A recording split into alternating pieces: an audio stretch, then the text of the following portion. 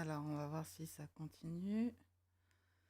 Si ça veut bien se relancer sur YouTube, Inch'Allah. Connexion excellente, super. Donc, on reprend. On est à la partie 7. C'est parti. The black magicians have their mysticism, and they always firmly believe that they walk on the good path.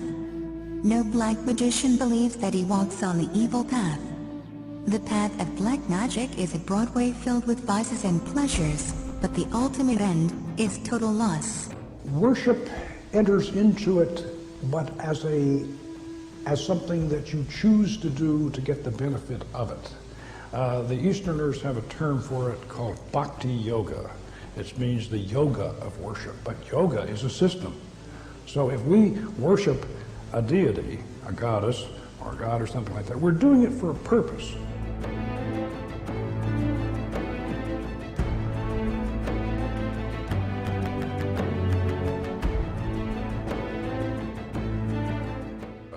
The Megaton and the Greater Key of Solomon, these handbooks of magic were attributed to Solomon for two reasons. Number one, he was the great magician, the legendary magician, and number two, these people were afraid to put their real names on the books because they'd get burned at the stake.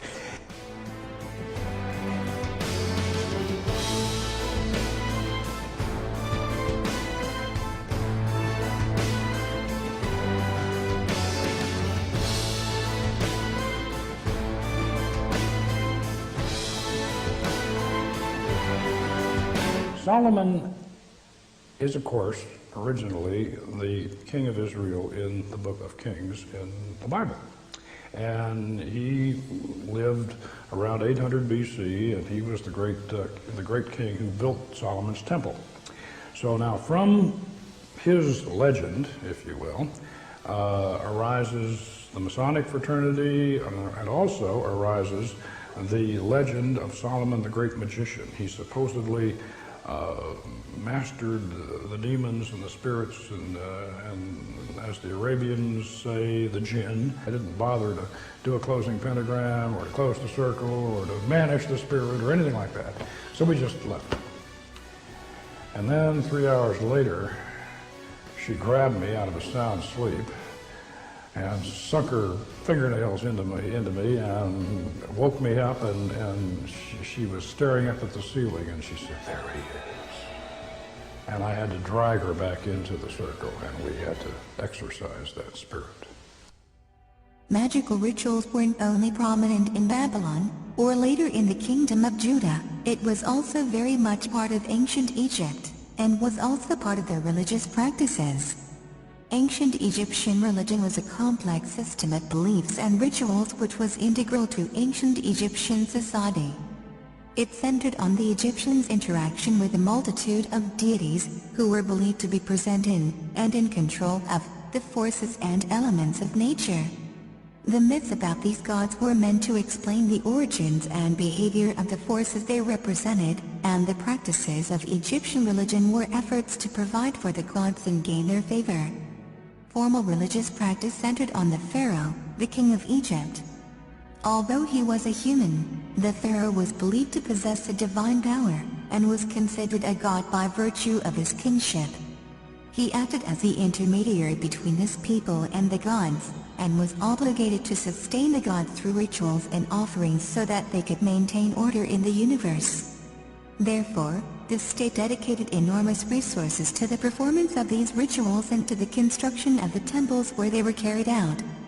Individuals could also interact with the gods for their own purposes, appealing for their help through prayer or compelling them to act through magic.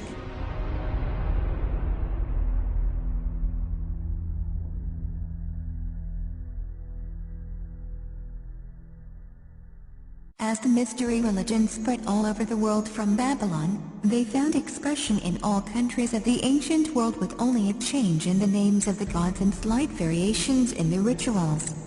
While the mystery religions were practiced in all of the countries of the ancient world, it was in Egypt where centuries of devotion developed them to their highest degree. According to Mason Manly P. Hall's book, Freemasonry, the ancient Egyptians, and I quote, "It is now generally acknowledged that the Egyptians, of all the ancient peoples, were the most learned in the occult sciences of nature. The wisest of philosophers from other nations visited Egypt to be initiated in the sacred mysteries by the priests of Thebes, Memphis, and Hermopolis.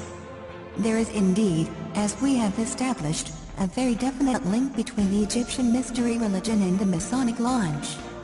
This link can be readily established from the words of Masonic authors, and testimony can be provided to remove all reasonable doubt.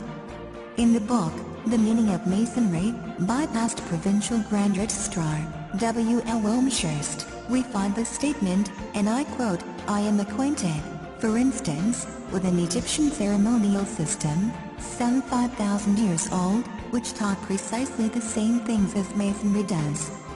In the book, Freemasonry, Its Hidden Meaning, by George H. Steinmetz, we find the statement, and I quote, "Regardless of the origin of the modern lodge, or the name Freemason, we can, after freeing the symbolism of modern adaptations, discern in Freemasonry the outline of the teachings of the ancient mysteries of Egypt." In the same book, Mr. Steinmetz makes the statement connecting Freemasonry and the Egyptian mysteries. And I quote, "If the symbols can be consistently interpreted in this manner, throughout the 3 degrees we have confirmed Freemasonry to be the reincarnation of the ancient mysteries of Egypt." 33-degree Mason Manly P.O. relates the efforts of early Masonic historians to link Hiram Abbott to the Egyptian mystery religion. Early Masonic historians such as Albert Mackey, Robert Fregould and Albert Pike were of a single purpose in their efforts to establish a definite correspondence between the Hiramic legend of Freemasonry and the rituals of the Egyptians. From the Lost Keys of Freemasonry by 33rd degree Manly P.O., man is a god in the making, and as in the mystic myths of Egypt on the potter's wheel he is being molded. Unas eats magical charms, behold, Unas eateth of that which the red crown sendeth forth, he increaseth, and the magical charms of the gods are in his belly. The following quote is a comment on the texts about King Unas by the translator of the Egyptian Book of the Dead, each Wallace Budge, the notion that, by eating the flesh, or particularly by drinking the blood, of another living being, a man absorbs his nature or life into his own, is one which appears among primitive peoples in many forms. It is indeed an accurate assessment that these murders in the Unas texts were performed in a ritual and religious manner for the purpose of obtaining the life force or energy force of the victim. Not only was this the purpose of these ancient Egyptian texts, but it is also the purpose behind modern Satanism.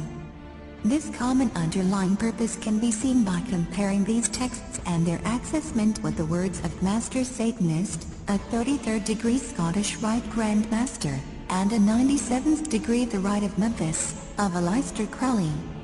He writes, and I quote, "The blood is the life."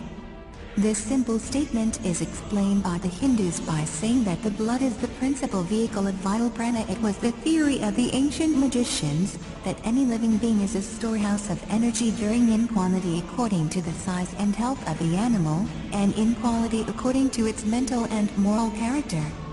At the death of the animal, this energy is liberated suddenly. For magical purposes, the animal should therefore be killed within the circle, or the triangle, as the case may be, so that its energy cannot escape. An animal should be selected whose nature accords with that of the ceremony. For the highest spiritual working, one must accordingly choose that victim which contains the greatest and purest force. A male child of perfect innocence and high intelligence is the most satisfactory and suitable victim. Those magicians who object to the use of blood have endeavored to replace it with incense. But the bloody sacrifice, though more dangerous, is more efficacious. And for nearly all purposes, human sacrifice is the best. Here is an undercover footage of a goat being sacrificed inside a pentagram in a Masonic lodge in Turkey for a high degree initiation.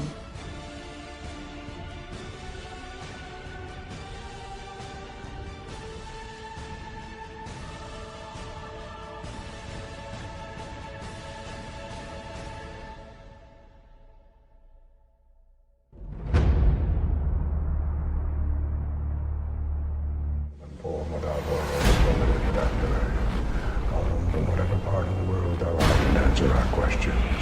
Come presently, come visibly, come after, in respect which we desire, all by the true living God.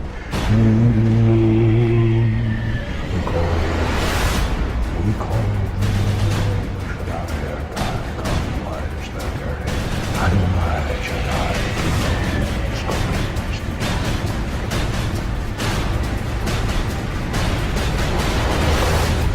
Holy Spirit. بسم الله الرحمن الرحيم قل أوحي إلي أنه استمع نفر من الجن فقالوا إنا سمعنا قرآنا عجبا يهدي إلى الرشد فآمنا به ولن نشرك بربنا أحدا وأنه تعالى جد ربنا ما اتخذ صاحبة ولا ولدا وأنه كان يقول سفيهنا على الله شططا وأنا ظننا أن لن تقول الإنس والجن على الله كذبا وأنه كان رجال من الإنس يعوذون برجال من الجن فزادوهم رهقا وأنهم ظنوا كما ظننتم أن لن يبعث الله أحدا. We will discuss the jinn in great detail in a later episode, so stay tuned. Let us re-ask the question then, how did Freemasonry end up in Europe? 11th century Europe was ruled by the Catholic Church, which held a firm grip on all aspects of society.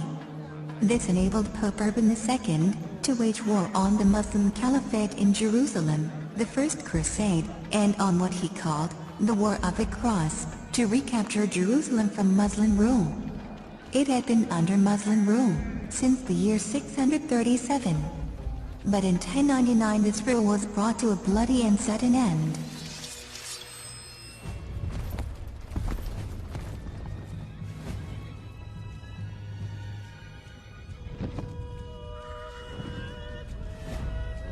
And it was said that the blood ran in the streets, knee-high to the horses. Women were raped and murdered, and children were put to the sword.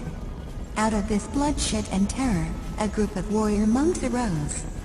The Knights of the Temple of Solomon, or what they were later to be known by, the Knights Templars.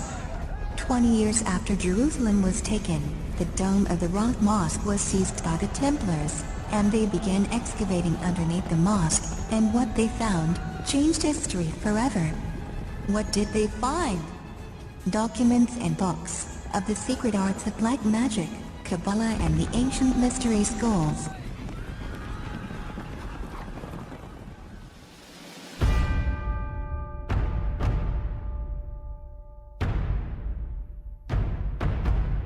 In 1187, after 200 years of war, the Muslims recaptured Jerusalem under the leadership of Salomon.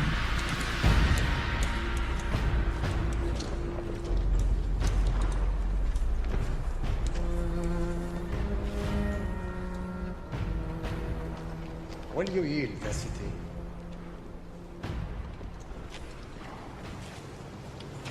Before I lose it, I will burn it to the ground. Your holy places, ours, every last thing in Jerusalem that drives men mad. I wonder if it would not be better if you did. You will destroy it? Every stone, and every Christian knight you kill will take 10 Saracens with him. You will destroy your army here and never raise another. I swear to God that to take this city will be the end of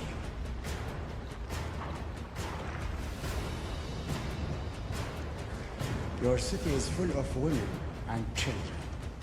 If my army will die, so will your city.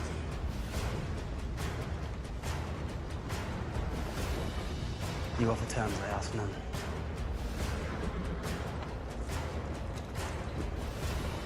I will give every soul safe conduct to Christian lands. Every soul.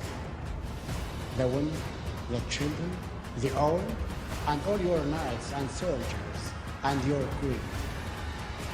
Your king, such as yours, I leave to you, and what God will make of it. No one will be harmed, I swear to God. Christians butchered every Muslim within the walls when they took this city. I am not those men. I am Salahuddin. Salahuddin. Once the Templars arrived back in Europe, they became very wealthy, they became the bankers, and the finances of all the European monarchs. In 1307, or 120 years after their departure from Jerusalem, their secret order was in place and fully operational. Pope Clement VII and King Philip of France accused the Templars of several heresies, including devil worship, black magic, sodomy, and many other mortal sins, which were part of their newfound rituals. The Templars were rounded up, tortured, imprisoned, and put to death. But a few of them managed to escape the same fate of their brethren, and that's when they went underground and changed their identity from the Knights Templars to the Freemasons. They found home in Scotland. King Robert the Bruce was excommunicated by the Pope, so the Knights Templars or Freemasons were welcomed with open arms. Both shared the same enemy, the Catholic Church. In the mid-15th century, the Crusader William Sinclair started construction of Rosslyn Chapel, which is the first landmark of the Freemasons and is supposed to be a representation of Solomon's Temple. Another William Sinclair was the first Scottish Grand Master of Freemasonry at Colwynning Lodge, which is the first Freemasonic lodge, also called the Mother Lodge, or Lodge Number 0.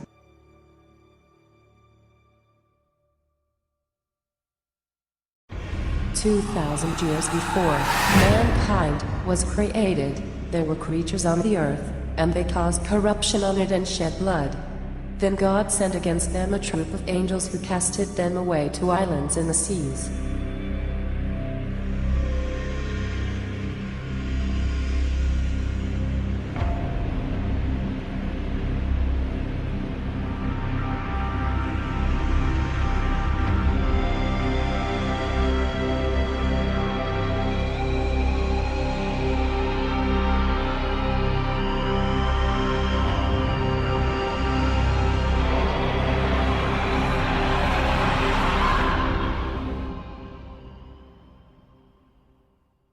It is time to start defining and explain some of our subject matter I have mentioned previously, and will continue to mention throughout the series.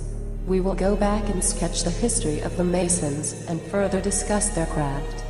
But for now, let us ask a question: who are, or what are the jinn? They are unseen creatures that we share this earth with.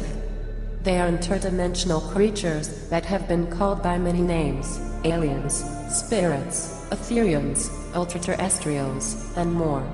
In God's book, the Holy Quran, their creator, God Almighty, gives them a name: the jinn.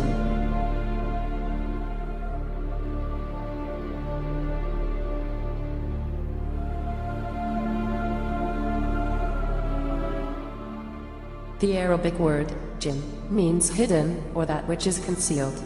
Under normal circumstances, they can see us, and we cannot see them.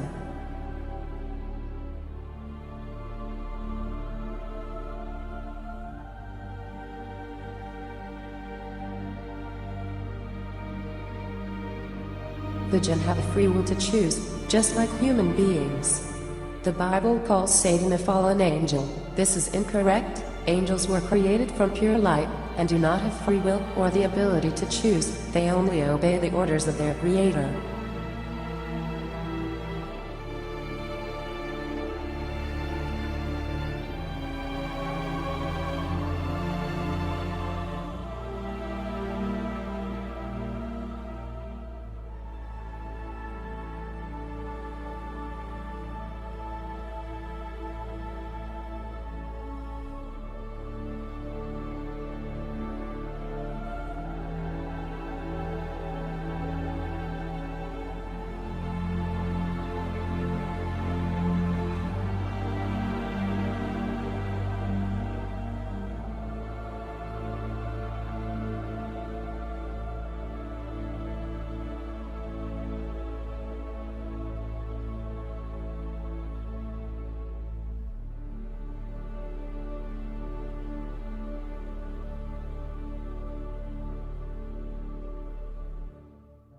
The jinn are of three types: those who have wings and fly in the air, those who resemble snakes and dogs, and those who travel about ceaselessly.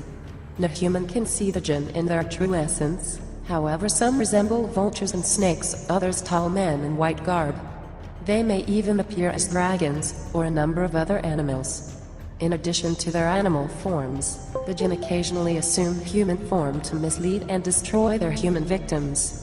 For example, in one of the historical battles of the Muslims, named the Battle of Badr, the most powerful amongst the jinn, or Satan, assumed the form of a man named Suraka ibn Malik, and urged the pagan Arabs to move forward to the battle, saying, Then God sent the angel Gabriel against him, and when Satan saw him, he cried out to the pagans, I have nothing to do with you. I see that which ye do not see. I fear Allah, and Allah is severe in retribution, and then he fled. The jinn can even possess human beings, including in black magic rituals, when they are summoned by the magicians. I will explain with little more detail on how this is done by the magicians, and show you via video illustration. Unlike humans, the jinn live for thousands of years, and have the ability to see angels as previously mentioned. Let us view a video, which shows the Islamic exorcism. A jinn who is 7,000 years old, has possessed a man.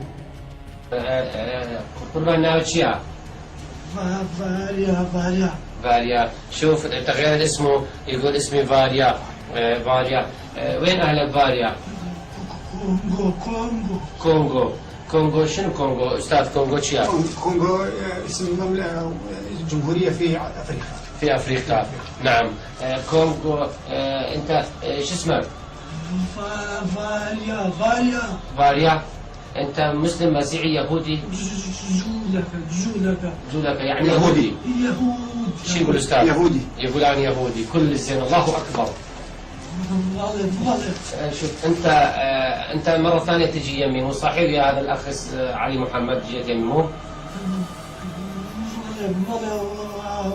يقول نعم نعم. أنت تستسلم إنه ما تسلم. ده مسلمان يا نبي مسلمان. أبم قربان تو تمنى كم صار؟ زور بالله بس درو مكان درو كلي ده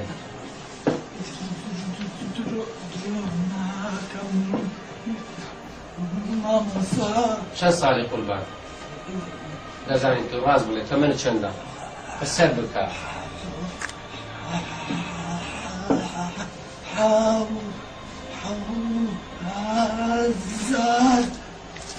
حتى زار صار حوزار درون عقي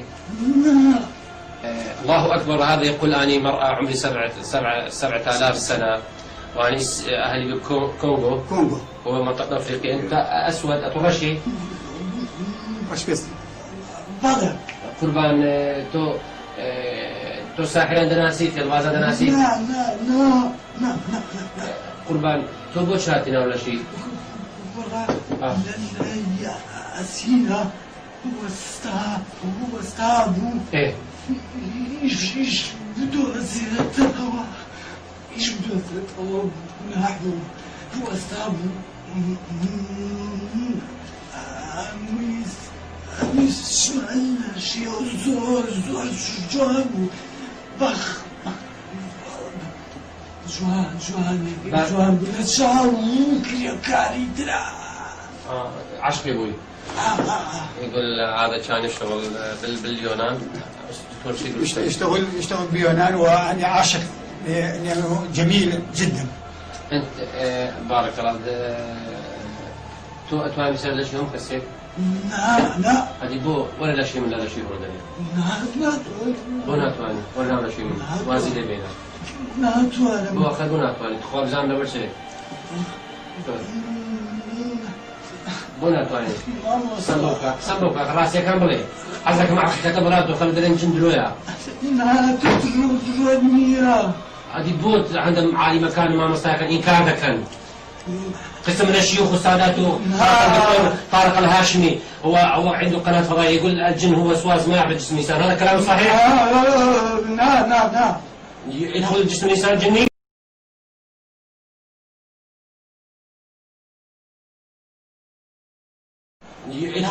الإنسان الجني؟ نعم. نعم. اسمع يا دكتور طارق الهاشمي وأيها العلماء الإسلام أنتم تقول إحنا عالمين. هذا يقول الجن يدخل جسم الإنسان وهذا شو بعينكم صوت وصورة. زورن. الابرو. كده نمرو. نتشنر. قرب نتشنر. يقول الملائكة يقول روح إذا ما تروح سيرا ندير كوجينا في الروين. استهدنا نعمل شوية اللي برامج راوسان. نتشنر. وهو الساون. وزورن. والله. ملائكة زورنا. خاوني. قولن. أم سنفيا. كتير. كيف كتير؟ كل عام. الله أكبر. يقول عندك كتب عليها القرآن معجزة. الله أكبر. ونسى برنامج إخواني برنامج. قل أوحي إلي أنه استمع نفر من الجن فقالوا إنا سمعنا قرآنا عجبا يهدي إلى الرشد فآمنا به ولن نشرك بربنا أحدا وأنه تعالى جد ربنا ما اتخذ صاحبة ولا ولدا ولهم عذاب واصب إلا من خطف الخطفة فأتبعه شهاب ثاقب صدق الله العظيم. تيجي شو قربان؟ الزباب شهادة بنا أشهد أن لا إله إلا الله. أشهد أن لا إله إلا الله. أن لا إله إلا الله. وأشهد أن محمدا رسول الله. وعيسى رسول الله. رسول الله. عبد الله. وموسى نبي الله. عبد الله.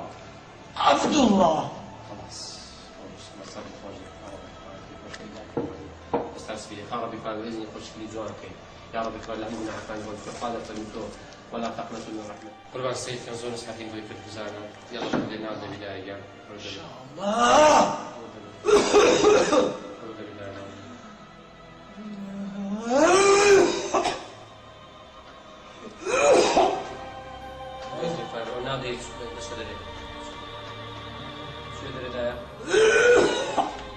هزكي استاذ شان بنحكي هزكي اولاد يقول شو بدل شو المسلمه ارجو لك تعفيك هزكي عفيف يقول عفيتم والله عفيتم مش مجوري معلومات بسعر بزول خلق الدعاء يعني زبون جلك كسام من نخوش درنيه يعني. There's one thing you should know about me.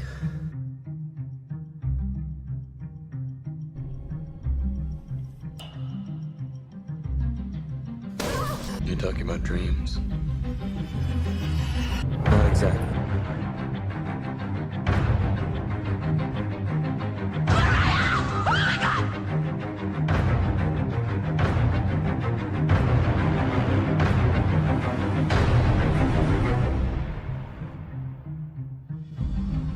We create the world of the dream.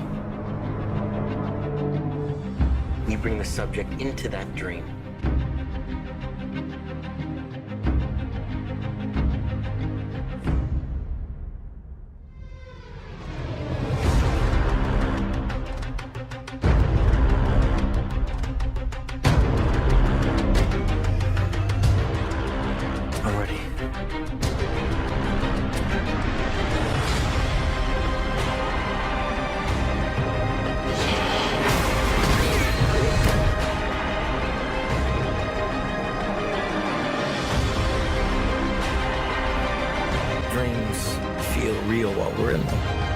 It's only when we wake up that we realize something is actually strange.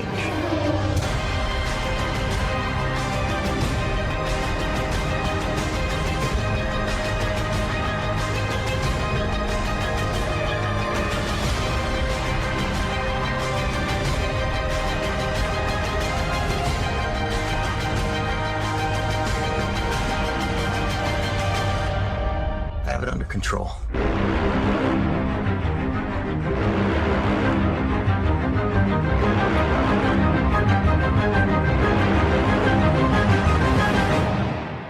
I'd hate to see out of control. The greatest trick the devil ever pulled was convincing the world he didn't exist. That was his power. Are you hypnotized right now? Be honest. No, I'm awake. You're awake. Totally awake. Are you hypnotized, ma'am? You guess so? Okay. Are you hypnotized? No. You are not hypnotized. Are you hypnotized? No. No. Your name, ma'am? Patty. Your name, sir? Mary.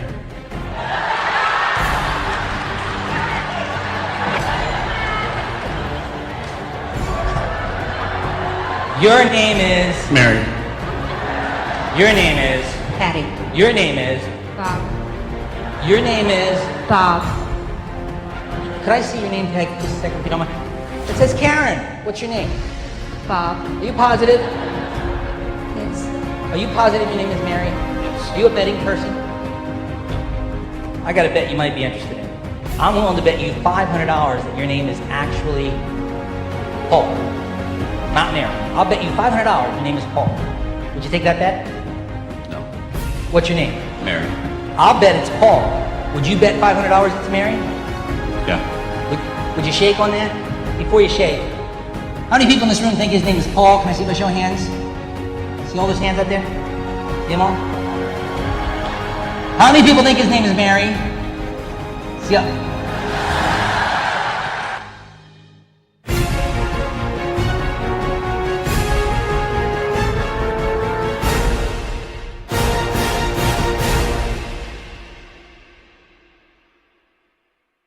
واستفزز من استطعت منهم بصوتك وأجلب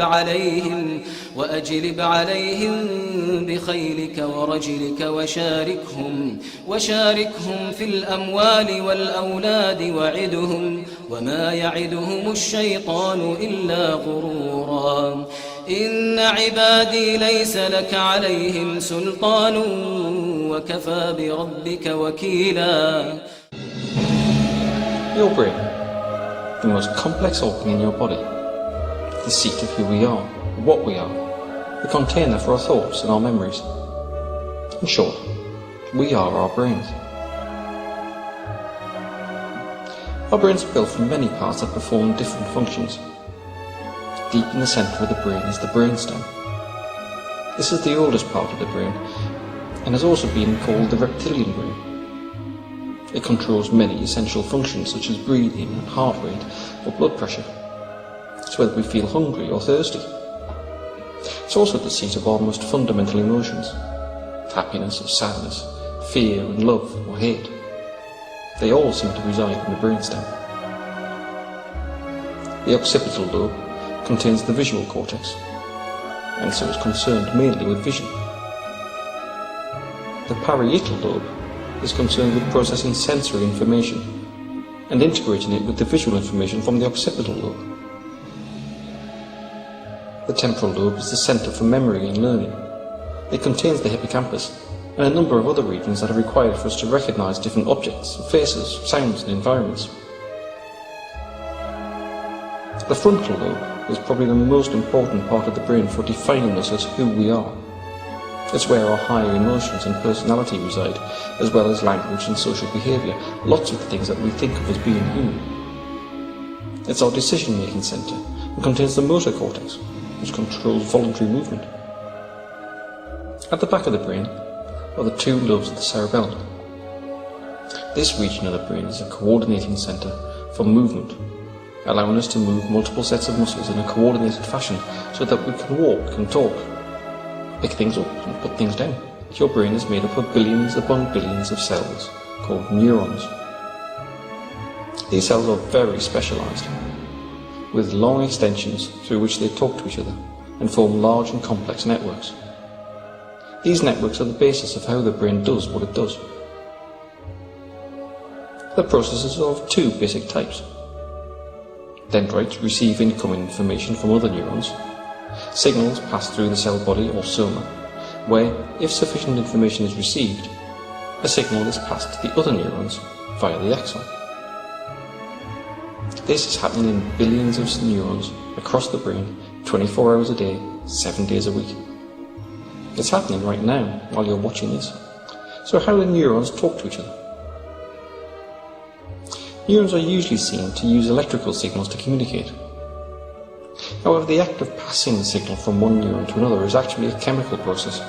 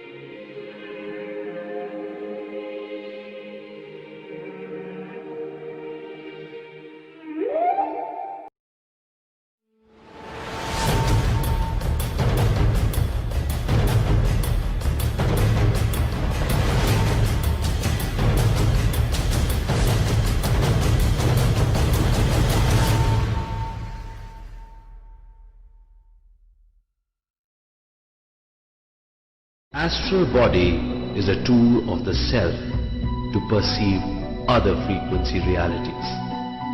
Astral body is one more form of our consciousness, just like our physical body. In normal condition, our consciousness is spread throughout our physical body. When we receive sufficient amount of energy and when we feel to perceive other frequency realities, consciousness moves in the form of astral body. We perceive astral body experiences unconsciously in our sleep, which we call dreams. One can perceive astral body experiences consciously in meditation. Astral body travels beyond space and time. After conscious astral experiences, we start perceiving new dimensions.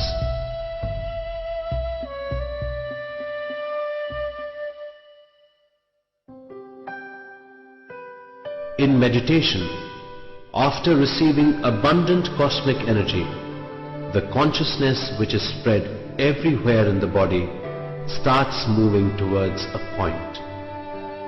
While consciousness is moving, we experience jerks in the physical body.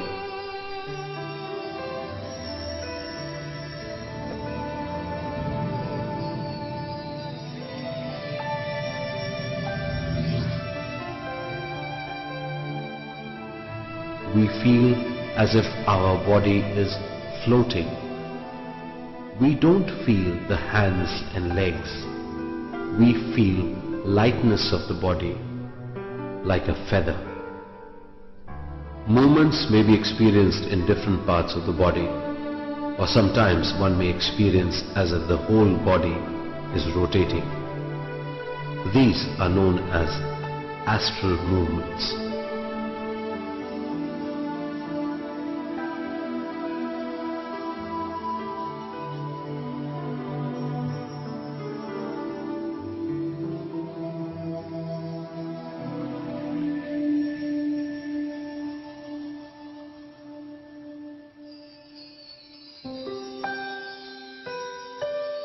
By practicing more and more meditation, we get more cosmic energy. The consciousness takes the form like an astral body, starts rotating very fast, which causes heavy movements. After the movements, the astral body starts coming out of the physical body with a link called silver cord.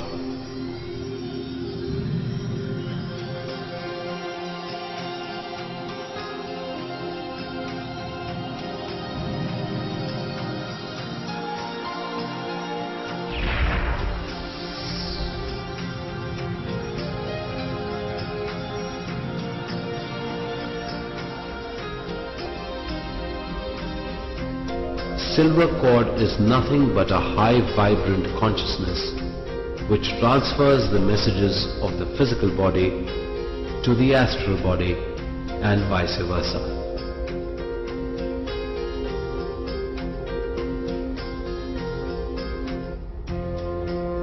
With this we do astral travel.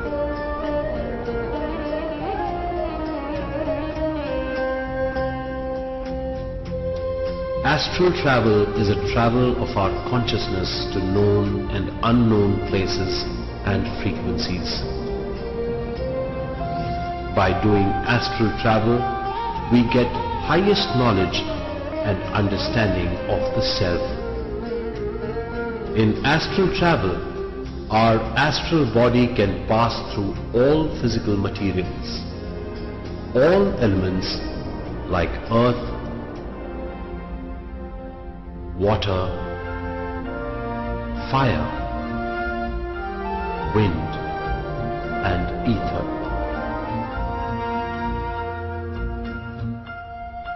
Astral body can go to all other frequencies without any limitations.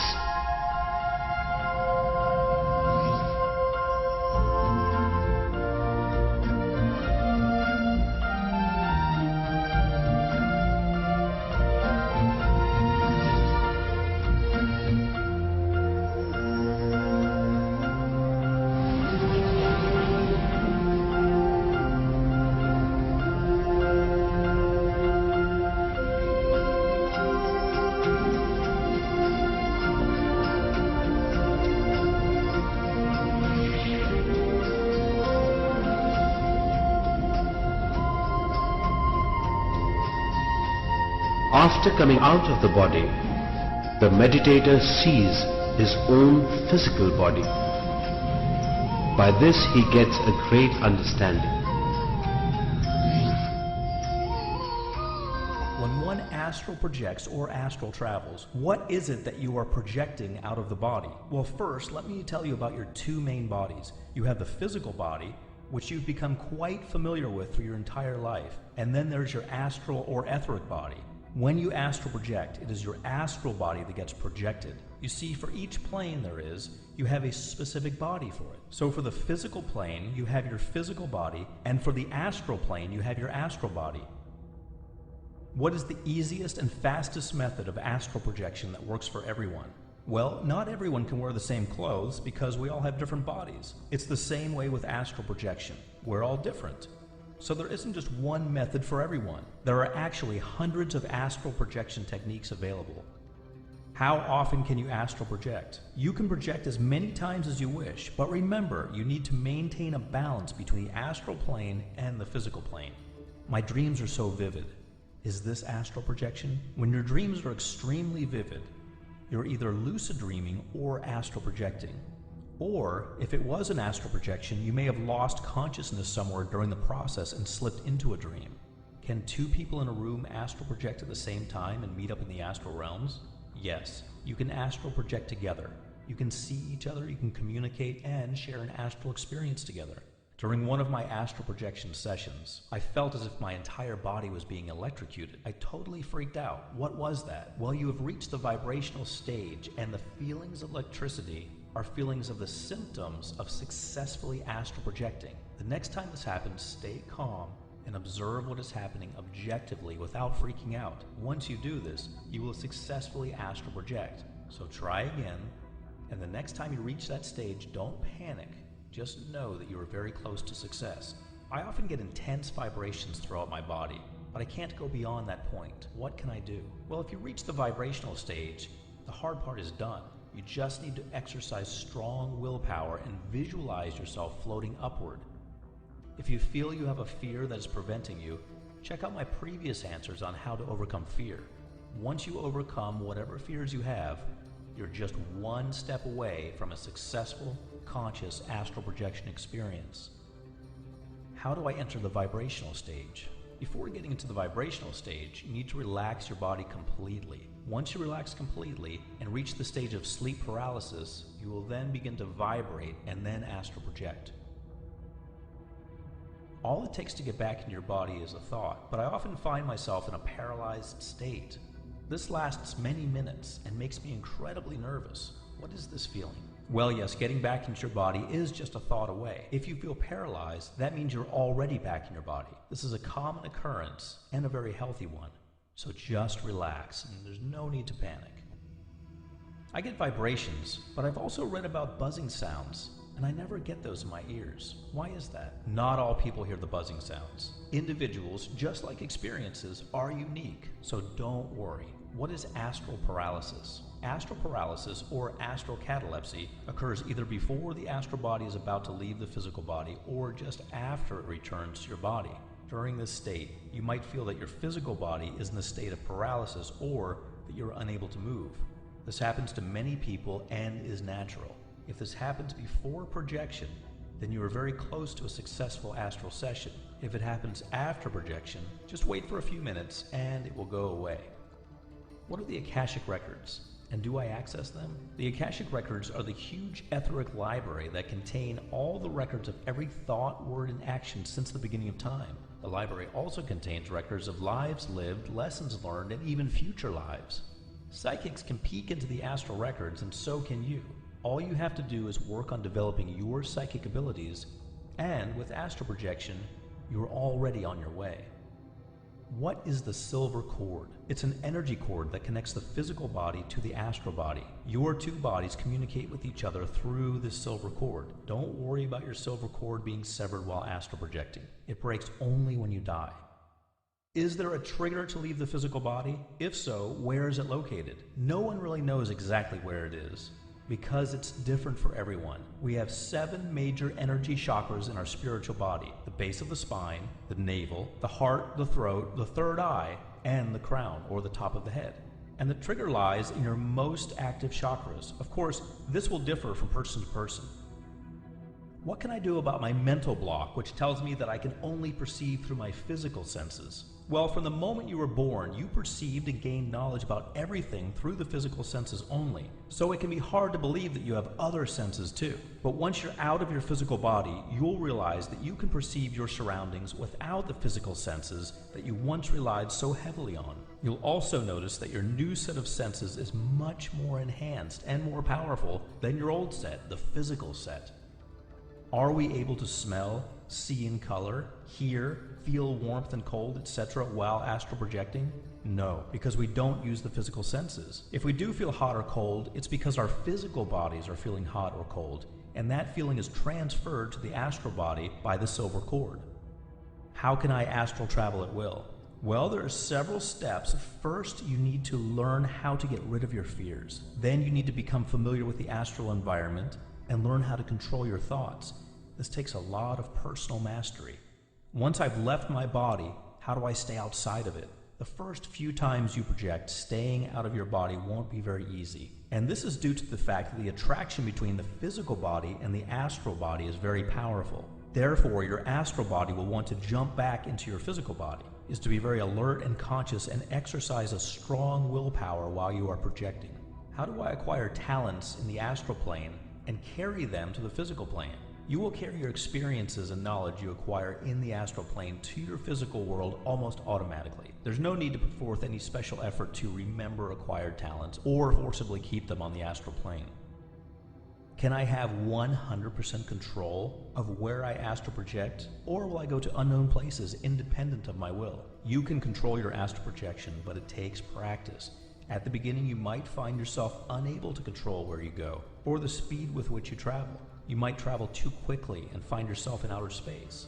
But wherever you go, you will always be able to get back to your physical body by just thinking about it. But don't worry, with practice, you'll be able to move according. Do other astral entities exist?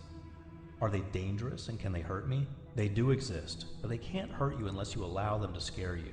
Remember, you can always surround yourself with a protective shield of electric white light. When you do this, the negative astral entities will immediately flee. Are there any physical risks during astral projection? There are no physical risks involved with astral projection. Your physical body will be perfectly relaxed and sleeping while your astral body will be exploring and learning. Even if you have a weak heart or other ailments, you can still astral project safely. Do I need to meditate? And if so, for how long should I meditate before I enter that special frame of mind to successfully astral project? Yes, you should meditate. There isn't a specific length of time, but you should meditate until you're in a state in which your mind is relaxed and completely clear of unwanted mental chatter. When you're at this level, you will have control over your thoughts and you'll be able to focus on astral projection much more easily. How do I avoid bad astral entities? Well, the way you do this is to avoid thinking about them and avoid being afraid of them. They are mindless creatures and won't hurt you unless you allow them to. Can the bad entities sever the silver cord? No, they can't. If that were true, there would be many cases of death during sleep because often when we sleep, we astral project unconsciously. Just remember, you are in full control of your body and your silver cord. Nobody can harm you or touch you against your will.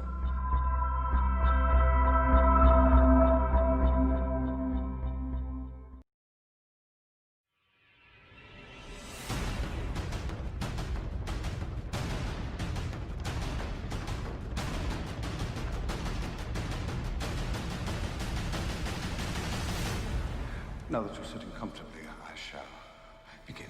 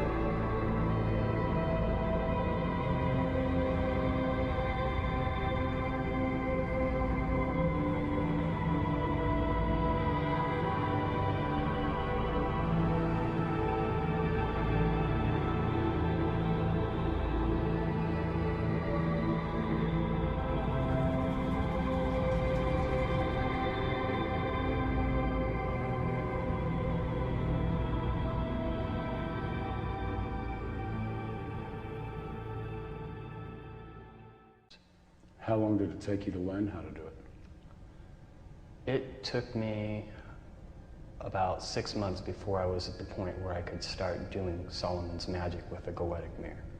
And it's a form of worship? Yes, it is. It's my way of worshiping God. We see the pagan gods and goddesses as personifications of forces of nature.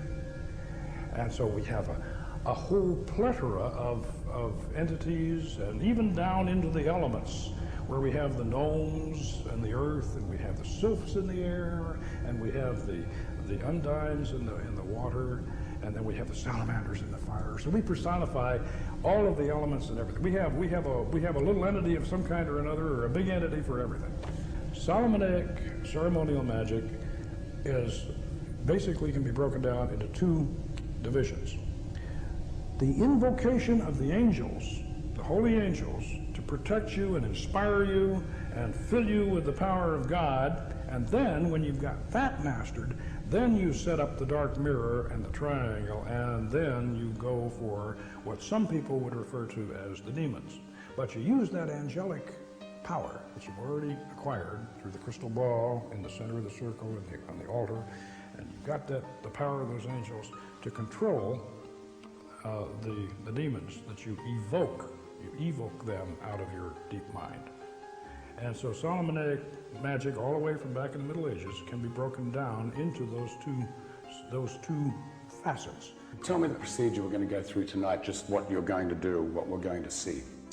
What you're going to see is the evocation stage of Solomon's magic. This is the advanced stage after you have gone through the series of angelic invocations, which we're not going to specifically do tonight. They've already been done. We've got the angels already inside us and on our side, but we are going to invoke those angels with a pentagram ritual. Mike's going to do that, Father Solomon. He's going to invoke the angels with a pentagram ritual. Then I'm going to open up the psychic centers, because we are, as far as I know, we are the only lodge in the West that has a full operating system of chakras. We have all the planets and the spheres of the Kabbalistic tree of life right in one straight line. So we operate that way. So we're going to have a ritual after Mike does his pentagram ritual and establishes these four angels that we're talking about and gets them to protect us and cast the circle. Then I'm going to open up the particular sphere that we're working in, the lunar sphere. Then from there we're going to go on up to the sphere of Jupiter. And then we're going to circumambulate around the circle, the magic circle, clockwise, sunwise. And then we're going to get on that mirror, and Mike is going to be staring into the mirror, and I'm going to sit behind him as the magus, and I'm going to conjure, and he will go into a trance. We'll both be in a trance, actually. Before I'll ever do an operation, I usually know what spirit I'm going to do, and my mindset will already begin to be geared towards that spirit, and I'll already be interacting with the energies of that spirit. And then by the time I do the operation, the spiritual energies from that spirit will actually come inside of me to the point that I'll be able to look in that mirror, and my reflection will actually morph into the spirit that I'm having a conversation with. His reflection blanks out, and as I'm conjuring, then what comes back in is going to be the spirit. What does it feel like? Are you aware of what's happening, or are you in a total trance? Can you remember what's happened? I am aware of what is happening, but there is somewhat of a transformation that does occur. So what's inside of me isn't really what's me speaking. It's these ideas that are pouring through me from a foreign energy, and these foreign energies will begin to express themselves in their own unique ways that I'll eventually realize are not my own thoughts. When we videotaped the actual summoning of the spirit in the temple, there were no rehearsals and no retakes. So what you're about to see is real, shown exactly as it happened. And in my professional opinion, it's one of the most remarkable documentations of a supernatural event ever recorded. It lies in the Book of Spells.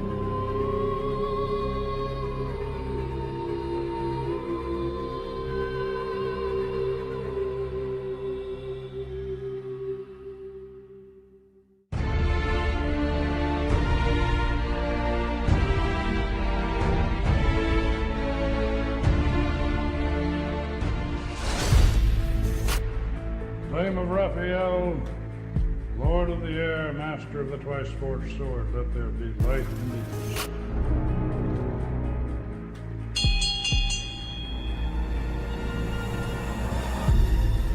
Name of Gabriel, Lady of the waters, mistress of the Holy Ghost. Name of perfect, mastermistress of the Lady of the earth. Vidar sits in silence. Satan fights with violence.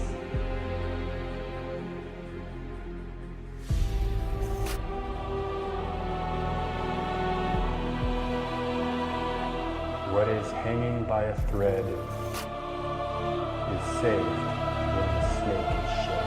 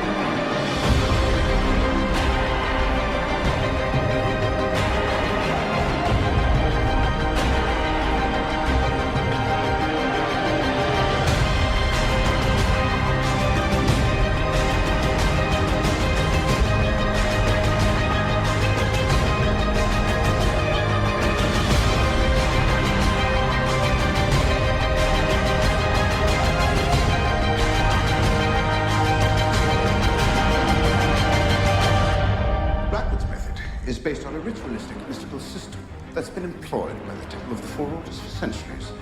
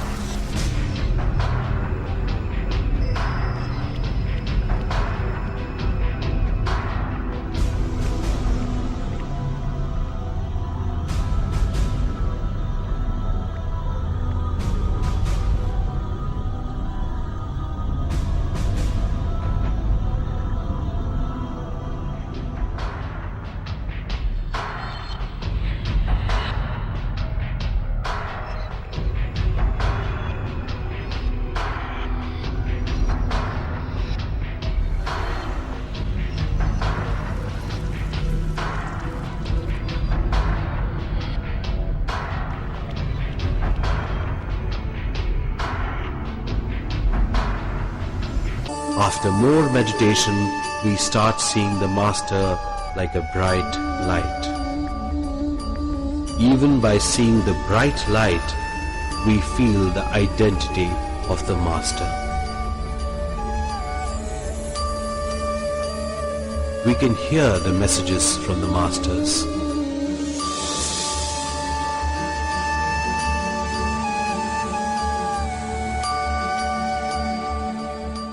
We feel like moving in a tunnel and finally merging with the light.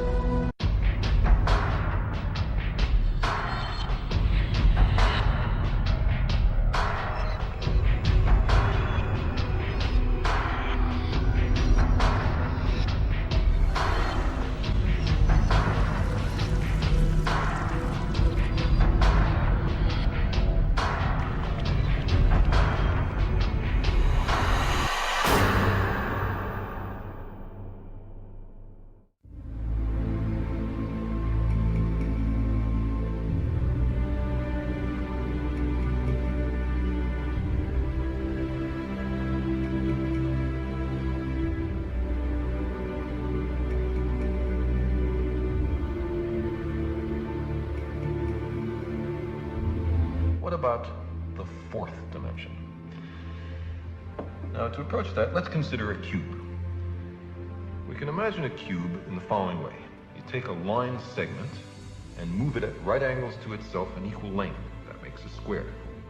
Move that square in equal length at right angles to itself, and you have a cube. Now, this cube, we understand, casts a shadow. And that shadow we recognize. It's, ordinarily drawn in third grade classrooms as two squares with their vertices connected. Now, if we look at the shadow of a three-dimensional object in two dimensions, we see that, in this case, not all the lines appear equal. Not all the angles are right angles. The three-dimensional object has not been perfectly represented in its projection in two dimensions, but that's part of the cost of losing a dimension in the projection. Now, let's take this three-dimensional cube and project it, carry it through a fourth physical dimension. Not that way, not that way, not that way, but at right angles to those three directions. I can't show you what direction that is, but imagine that there is a fourth physical dimension. In that case, we would generate a four-dimensional hypercube, which is also called a tesseract. I cannot show you a tesseract because I and you are trapped in three dimensions. But what I can show you is the shadow in three dimensions of a four-dimensional hypercube or tesseract. This is it. And you can see it's two nested cubes, all the vertices connected by lines. And now the real tesseract in four dimensions would have all the lines of equal length and all the angles right angles. That's not what we see here, but that's the penalty of projection. So you see, while we cannot imagine the world of four dimensions, we can certainly think about it perfectly well.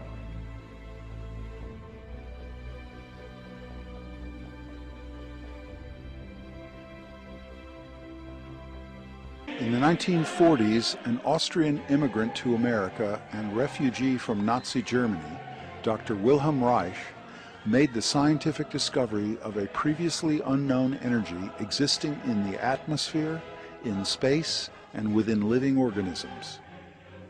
Discovered accidentally, Dr. Reich eventually demonstrated this blue glowing energy to charge up and radiate from microorganisms, plants, animals, and humans. This energy also existed in a free form within the open atmosphere and in high vacuum. He called this energy the orgone. Orgone energy, as Dr. Reich discovered, was synonymous with life energy, long postulated by scientists and accepted as fact by ordinary people from around the world. Orgone energy could be gathered in its free form directly from the atmosphere using a device he later called the orgone energy accumulator. a simple enclosure resembling a large hollow capacitor composed of alternating layers of special insulators and conductors. The orgone accumulator allowed a high charge of the orgone to collect inside itself, facilitating its direct study and revealing many of its properties. Dr. Reich observed the orgone energy charge in the human biosystem was expressed in emotion and sexuality and could be measured bioelectrically. A person's overall vitality and aliveness was a function of human and atmospheric orgone charge and pulsation, and this could often be increased by sitting inside the orgone accumulator. Orgone charge of the tissues was a fundamental component of the immune system, as revealed in the bioelectric charging of red blood cells. The orgone accumulator was found to boost the immune system of people who sat inside them for periods of approximately 30 minutes a day over many days, and to thereby promote health and reduce the symptoms of some diseases. So incredible were the healing effects of the orgone accumulator that Dr. Theodor Wolff, a pioneer in psychosomatic medicine and associate of Dr. Reich, called the orgone accumulator the most important discovery in the history of medicine, bar none. Another German physician has stated, "Failure to use the orgone accumulator in the treatment of severe burns constitutes medical malpractice." Dr. Reich observed the orgone energy had a blue color, and he reasoned the Earth was surrounded by an envelope of blue glowing orgone energy. He observed the streaming of protoplasm in the cells, and movements of smooth muscle tissue bore a resemblance and functional similarity to the movements of streaming cloud patterns and to the illuminating an animal-like aurora phenomenon. This was years before high-altitude aircraft discovered the atmospheric jet streams, and more than a decade before the astronauts returned color photos of the Earth's blue-glowing atmosphere. Dr. Reich reasoned that both the hurricanes and galaxies were created and put into motion by superimposing streams of orgone energy in a cosmic dance similar to the sexual attraction between male and female. He demonstrated the existence of orgone energy in deep vacuum tubes, which also glowed blue when charged up inside orgone energy accumulators. The orgone energy filled all space, he argued, satisfying many of the descriptions of the older cosmological ether of space, or what modern astronomy confusedly calls dark matter, and which is identified as an anomalous blue-glowing halo surrounding galaxies. Even more controversial, Dr. Reich developed a method to run small motors with the orgone energy. He also developed orgone energy devices for affecting the atmospheric orgone and clouds to bring rains during droughts or even into large deserts. Dr. Reich demonstrated this same life energy or orgone energy in a number of carefully controlled experiments, too much to report in this short video, which allow us to make these short summary statements with reasonable scientific certainty. His publications on these subjects presented very positive results from his experimental work, but this only added to the hysterical outrage of his critics. They slandered his early research on human sexuality, called the orgone accumulator a sex box, and subjected Dr. Reich and his associates to character assassination and slander. Dr. Reich's work and ideas were chronically misrepresented in popular newspaper and magazine smear articles. Fraudulent information and outright lies, and without investigating his work in any serious manner, the medical establishment encouraged the U.S. Food and Drug Administration to seek and obtain a court injunction to stop Dr. Reich's research, writing, and speaking about his discovery.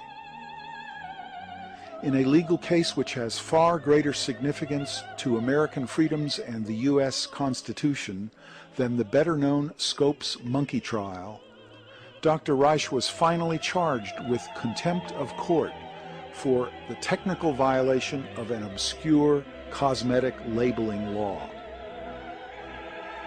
He and an associate, Dr. Michael Silvert, were sent to prison, and Dr. Reich's books and research journals were ordered banned from interstate commerce, and existing copies were burned in New York City incinerators.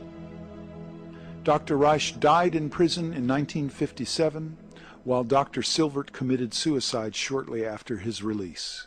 Victims of a left-wing smear campaign merged with organized big medicine and pharmaceutical interests. Fortunately, most of Dr. Reich's books survived and were republished.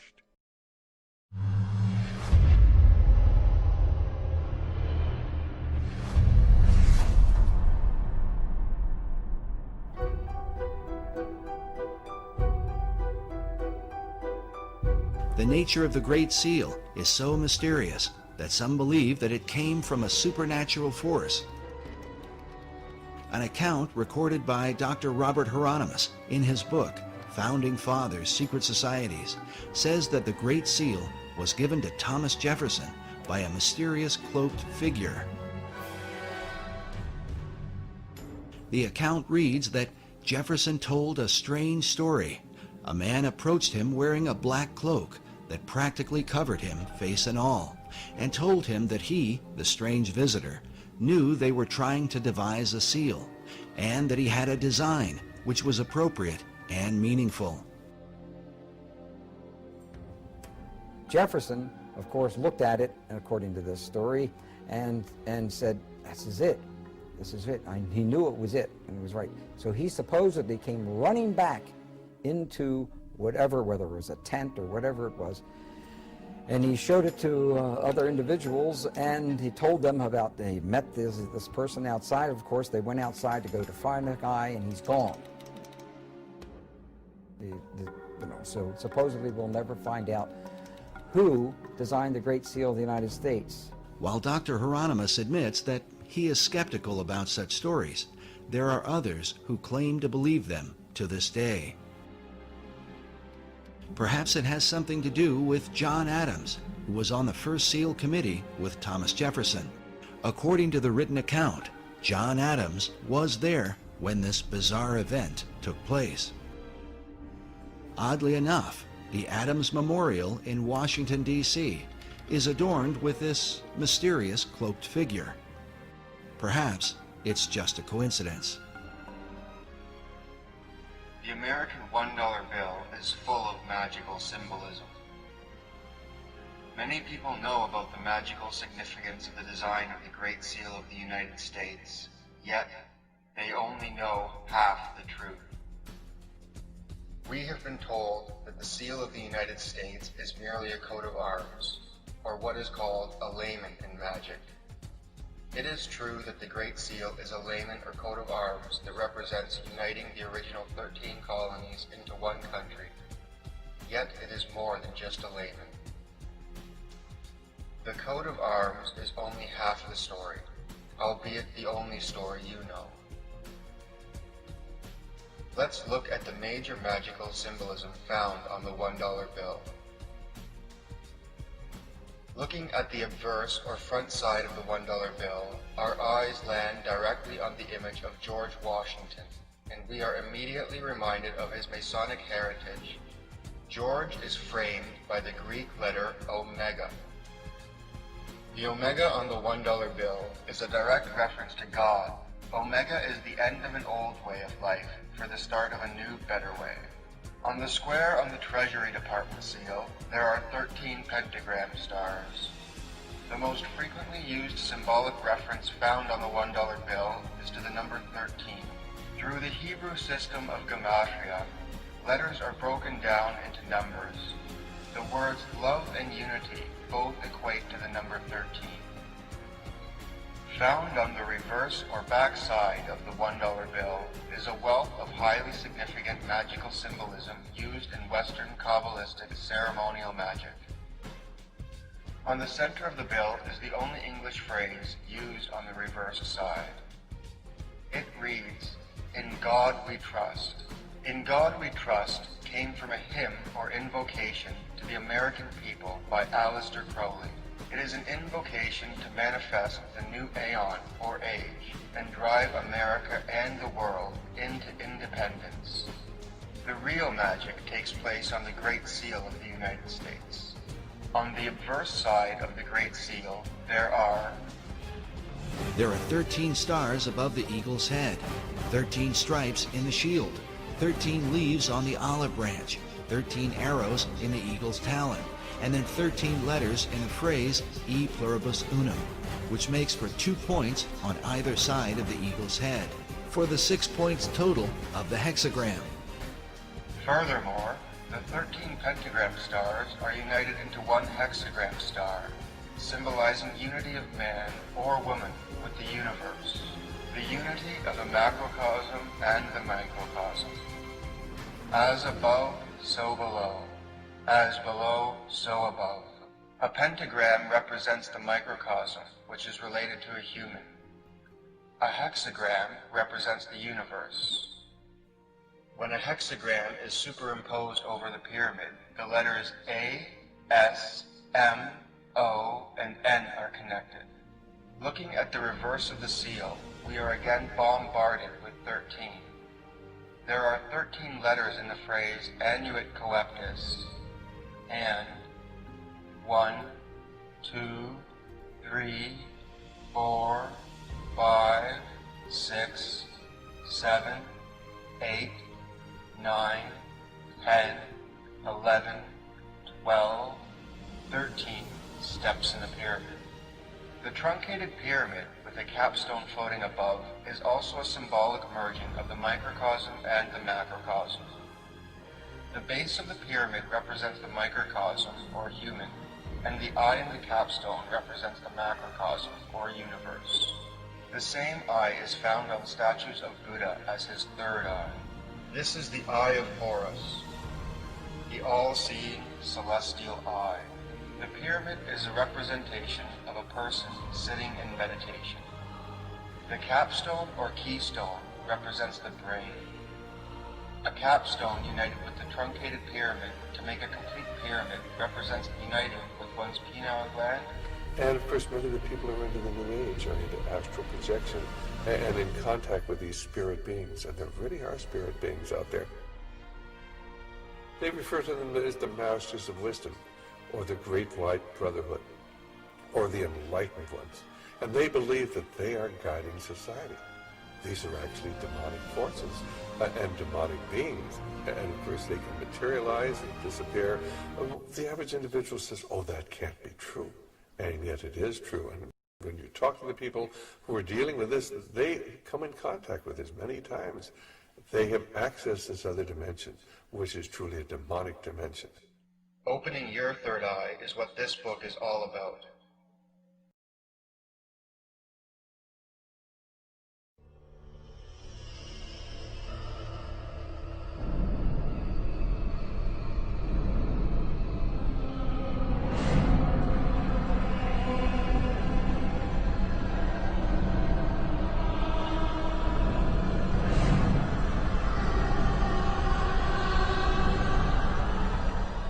When we fold $1 bills from right to left and then top to bottom as the prophecy instructs, we obtain knowledge of the rest of the symbolism and intention of the Great Seal.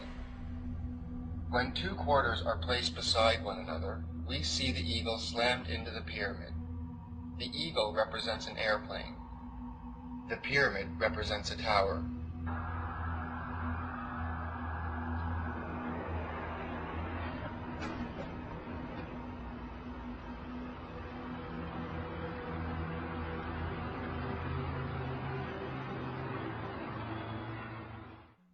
This image on the folded $1 bills holds the same symbolism as the Tower Tarot card. Tarot cards are not only used in fortune-telling, they also each hold specific qualities and can be charged according to those qualities. The tarot is a pictorial representation of forces of nature as conceived by the ancients according to a conventional symbolism. The Tower Tarot card not only reflects the tragedy of 9/11 through its imagery. The force shown on the card by lightning and fire is the same force represented by the eagle on the $1 bill. The passive force shown by the building is the same passive force shown by the pyramid. The force in the Tower Tarot card is an emotional water energy that was put into action to produce a change in humanity. When two quarters are placed side by side so the opposite is showing from what was shown earlier, an eagle's head and an inverted triangle are seen. An eagle, more specifically an eagle's head, represents the active element of water in Western Kabbalistic magic. An inverted triangle represents the passive element of water. Why is an eagle a water symbol? The eagle relates to the zodiac sign of Scorpio, which is a water sign. Christian tradition has linked the four evangelists, Matthew, Mark, Luke, and John, with four symbols: man, lion, bull, and an eagle. The four symbols were taken from Ezekiel's dream, where he saw four creatures with four faces. The first living creature was like a lion, the second was like an ox, the third had a face like a man, and the fourth was like a flying eagle. The four creatures from the vision can be seen on tarot card number 21, the World or Universe card. In astrology, the 12 signs of the zodiac are divided into 4 elemental groups of 3, one for each element of fire, water, air, and earth. The eagle also represents a phoenix, which is shown on some of the earlier Great Seals. The phoenix is reborn from its own ashes and represents rebirth and spiritual freedom. The cloud above the eagle is also related to a dream vision like Ezekiel's. The cloud is a reference to David's dream in the Bible of building a temple dedicated to God, and the vision that George Washington had where he was contacted by angels regarding the building of a united country for God. Here is a comparison of the Great Seal and Talisman of the United States with a water talisman made by a Golden Dawn magician. This talisman was made to increase personal pleasure or positive emotions. An image of the Ace of Cups tarot card was used along with the eagle's head and inverted triangle to provide the necessary symbolism. The Ace of Cups, shown by the overflowing cup, is a minor tarot card that represents emotional change in the microcosm or individual. It would be a perfect card to combine with water symbolism to create a personal change. On the other hand, if one wanted to create an emotional change in the macrocosm, using the Tower Tarot card would be perfect because it is a major card and reflects the universe. Here are some talismans that attract planetary powers. We can see the similarity between their 2 circles or seals connected by a strip and the 2 seals connected by the word 1 on the dollar. On the $1 bill, the connecting strip is the word 1. King Solomon's talisman's seals are great examples of how specific images were combined with specific holy phrases to attract specific forces. Sometimes Solomon used Hebrew phrases and divine names, and sometimes he used Latin. The USA used Latin prayers on the Great Seal to call forth higher powers, just as King Solomon did. E pluribus unum was taken from the biographical writings of the Christian poet St. Augustine. The phrase relates to setting our souls ablaze and out of many making one. Annuit Coeptis is part of a Latin invocation to the Roman god Jupiter written by the poet Virgil. The original poem and prayer was an invocation to Jupiter requesting aid in the daring enterprise ahead. Novos Ordo Seclorum was also taken from a poem by Virgil and is often translated as New Order of the Ages. It is suggested that the poem was interpreted as a prophecy of the second coming of Christ to judge the world. The three phrases on the $1 bill are not just words with the mere material world with meaning. They are all parts of invocations to bring unseen powers to use on earth, to aid in their new enterprise of making souls ablaze in people throughout the world and to unite everyone in harmony. Does the style look a little more historically familiar now? Here is another Golden Dawn talisman, this time attracting the planetary powers of Saturn. The similarities between the talismans and the Great Seal are easy to see. Both the talismans and the Great Seal have one side with phrases above and below the image, while the other side has a phrase in the image. The Great Seal is designed like the Saturn talismans, with an image on one side that has verse above and below, and the other side with verse in the image. There is one more thing hidden in the dark. Okay, maybe three. There are three geometric owls hidden in the $1 bill. The owl is a figure and animal sacred to the Egyptian god Horus. He is the god of the New Age, the third aeon. The three owls are devoted to Horus and the three aeons.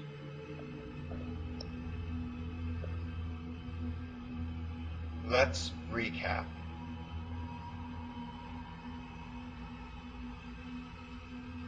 The $1 bill is a coat of arms, or layman, and a talisman. It holds the energies of the number 13, love and unity. It uses the magical symbols of the water eagle and a truncated pyramid with capstone floating above. Folded, it holds the imagery of the Tower Tarot card, which utilizes the energies used on the seal. On the other folded side, it blatantly shows the two forces uniting in their most basic symbolism. There are Latin prayers, or invocation to gods or higher powers, which would have been used in a magical ceremony to call upon the forces necessary to charge the talisman.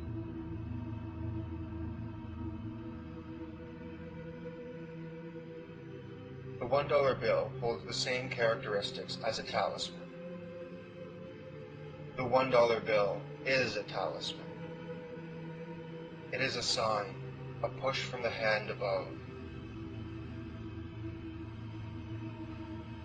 Israel Regarde, a Golden Dawn magician from the 20th century, says that when constructing a talisman to increase pleasure through emotions, one would use divine words and phrases together with the traditional symbols of water and the inverted triangle. We would also include the carob of water, the eagle's head, representing the sublimation of the intrinsic energy of Scorpio as the active power of God operating through the element water. What is a talisman? A talisman is a magical figure charged with the force which it is intended to represent. A talisman is a storehouse of some particular kind of energy, the kind that is needed to accomplish the task for which you have constructed it. Talismans are used in ceremonial magic to store a force and energy that is brought about during the ceremony. After the ceremony is over and the forces are dispersed, the talisman remains charged with the energy that was called for. The Great Seal and Talisman of the United States was constructed as a storehouse for the energy of everyone that came into contact with it. Our energy has been, is being, and will continue to be charged into the emotional water change implied by the symbols on the $1 bill. 911 brought on a new paradigm.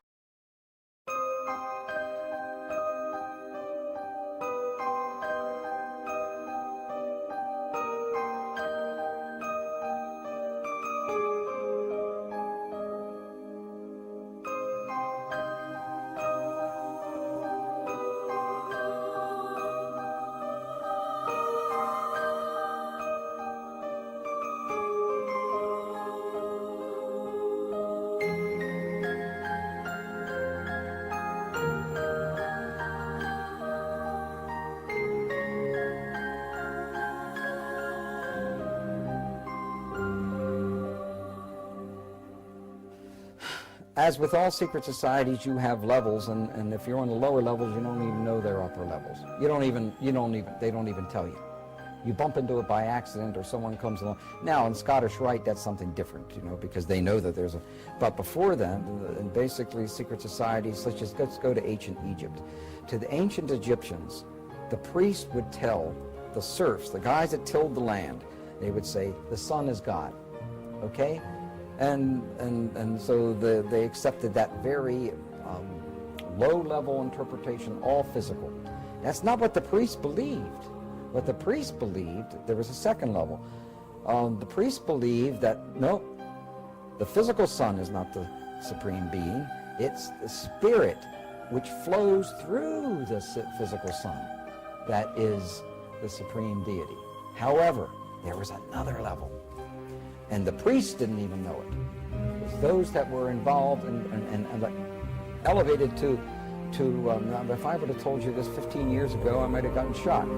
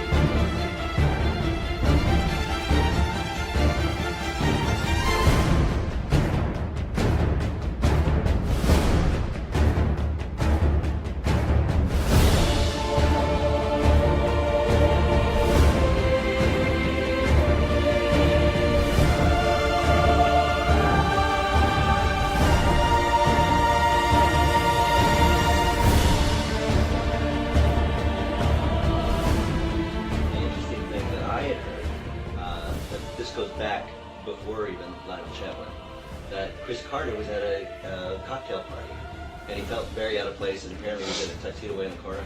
And the psychic came over to him and said, whatever you're working on is going to make you a ton of money. And that was just before he did the X-Files. Well, that psychic I talked to, I go, what were you doing at the Hollywood party? She goes, I was hired by the CIA to go to parties and then just go home and email what I talked about to people. So the CIA has been tracking Hollywood parties since the 80s in order to determine, because, you know, Hollywood films are a... They set the agenda. They set a foreign policy, sort of. I mean, No, it's a projection. It's America's dominance. They admit a lot of it's Hollywood. Right. And so they want to make sure that all the producers and the writers, that nobody's thinking anything so radical or doing a movie that will completely undermine their foreign policy plans.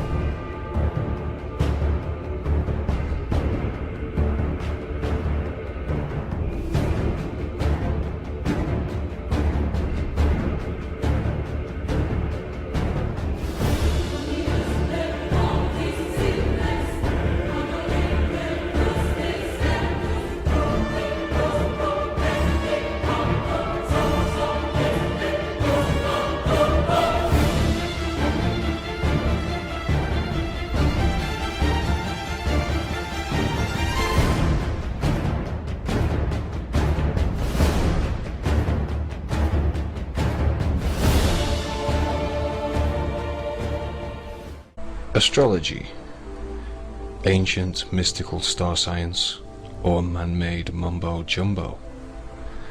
Love it or loathe it, astrology has been around for thousands of years. Here's an Egyptian depiction of the night sky. The Egyptians believed that the constellations were the representation of their pantheistic gods and goddesses.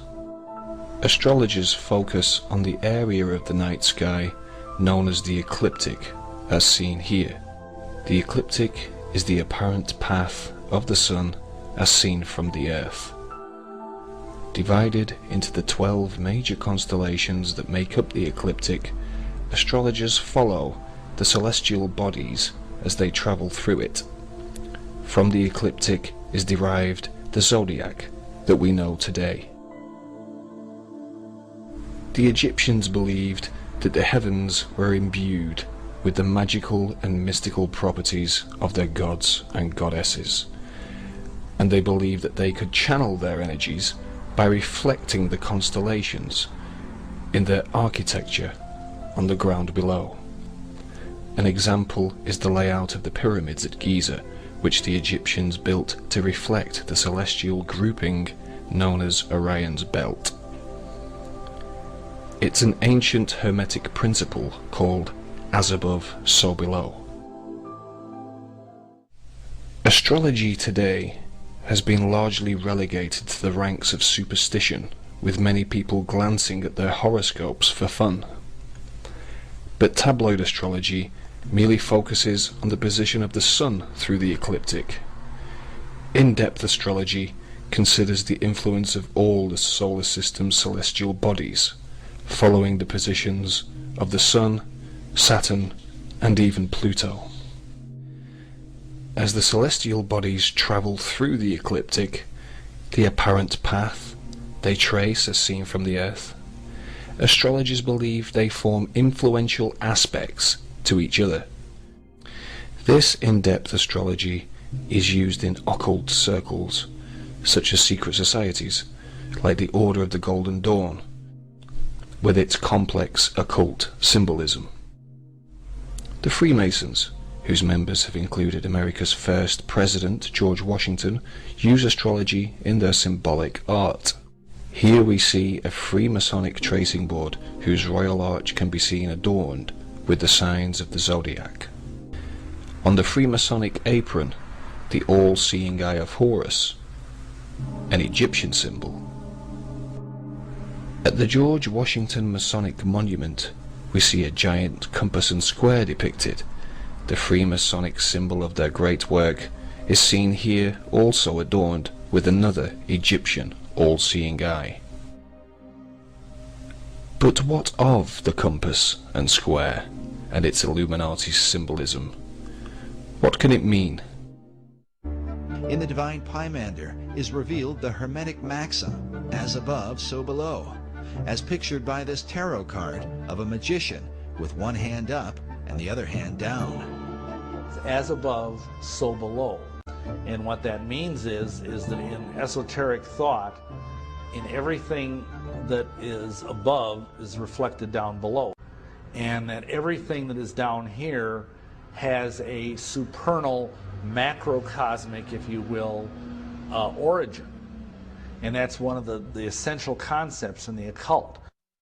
As above, so below is repeatedly symbolized in esoteric art and a variety of symbols, the most basic of which is a triangle pointing upward or above. This is accompanied by a second triangle pointing downward, below. When combined, they form a hexagram, commonly recognized as the Star of David, one of the most dominant symbols in the occult. Removing the base of the triangles, one can see the outline for the square and compass of Freemasonry.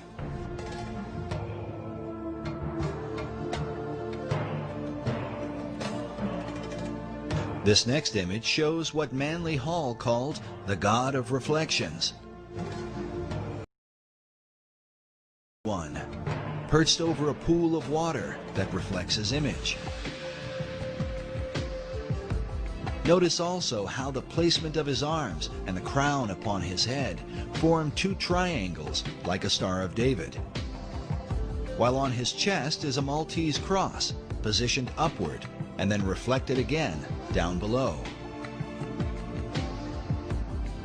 Esoterics believe this same principle of reflection can be found in nature, with bodies of water providing a mirror as a picture of the Hermetic maxim.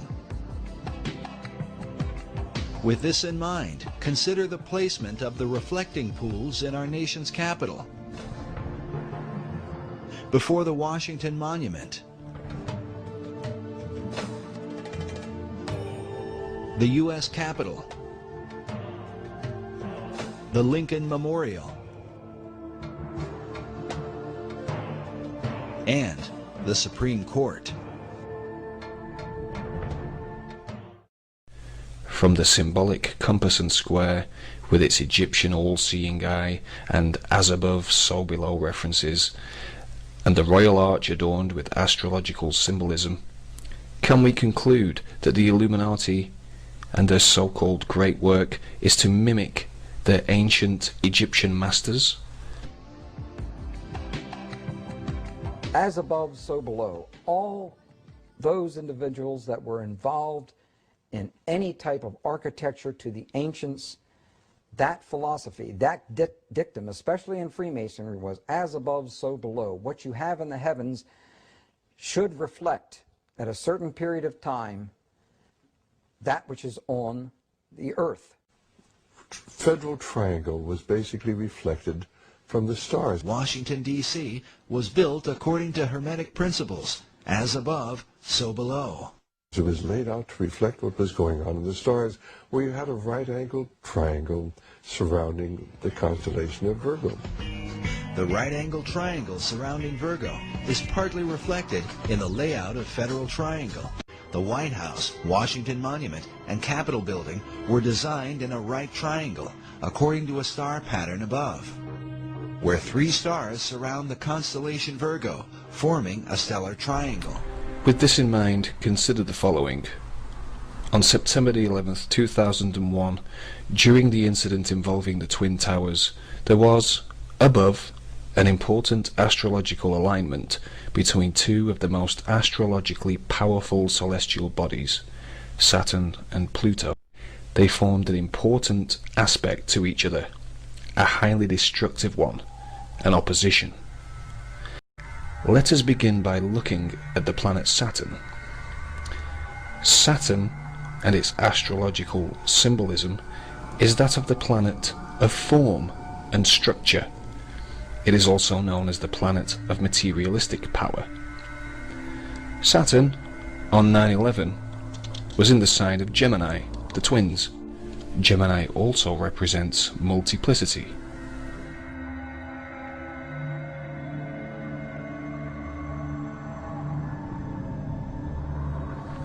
Now let us consider Pluto. Pluto represents destruction and transformation. Pluto on 9/11 was in the sign of Sagittarius, the sign of religion, the sign of foreign cultures and long-distance travel.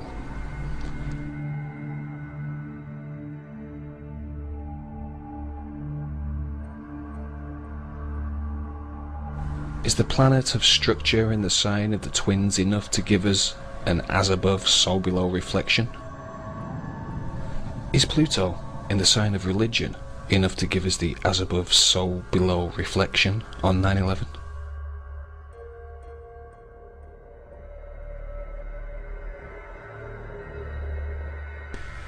Are the Illuminati, with their worship of astrology, their obsession, their fixation with all things Egyptian, still performing occult ritualistic sacrifices of as above, so below connotations?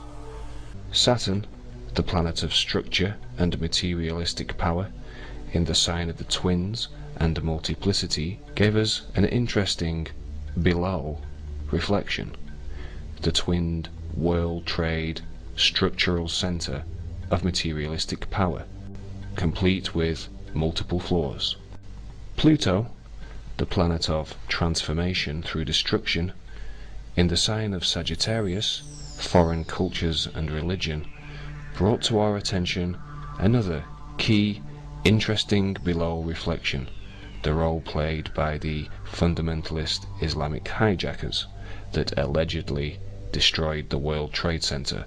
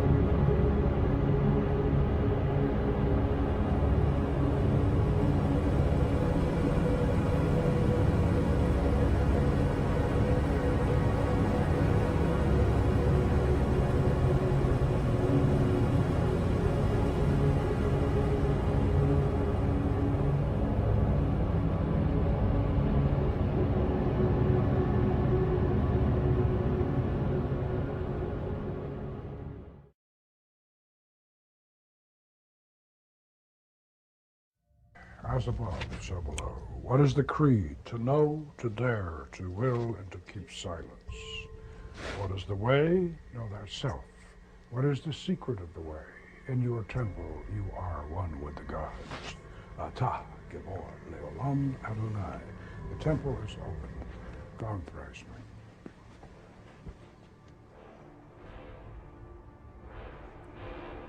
What is our will this night? To summon the spirit Vasago. Will we succeed? We will. Why will we succeed? Because we will it.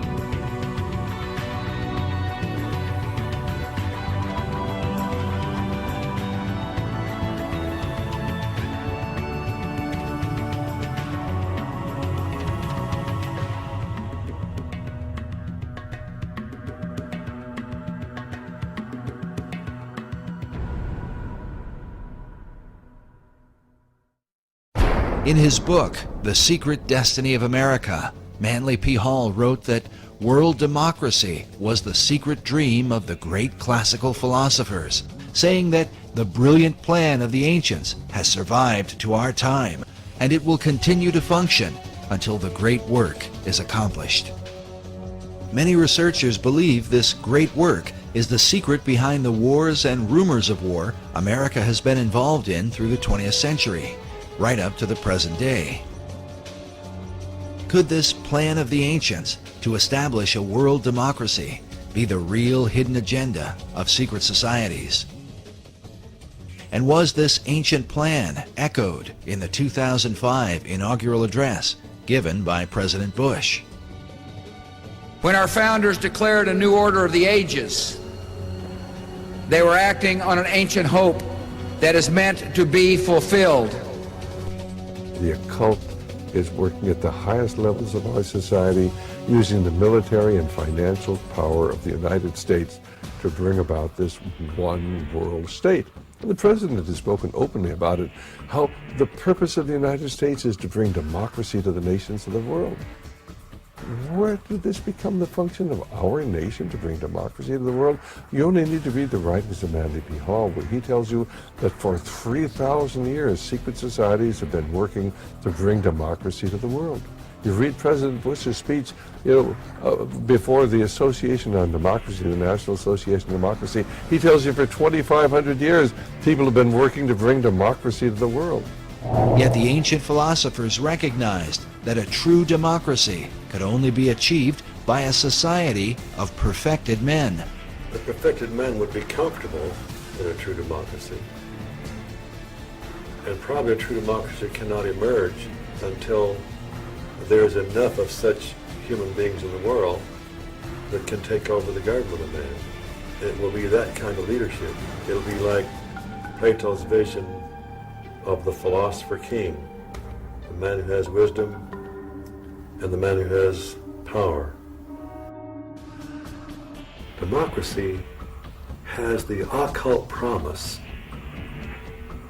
of a fair world to live in.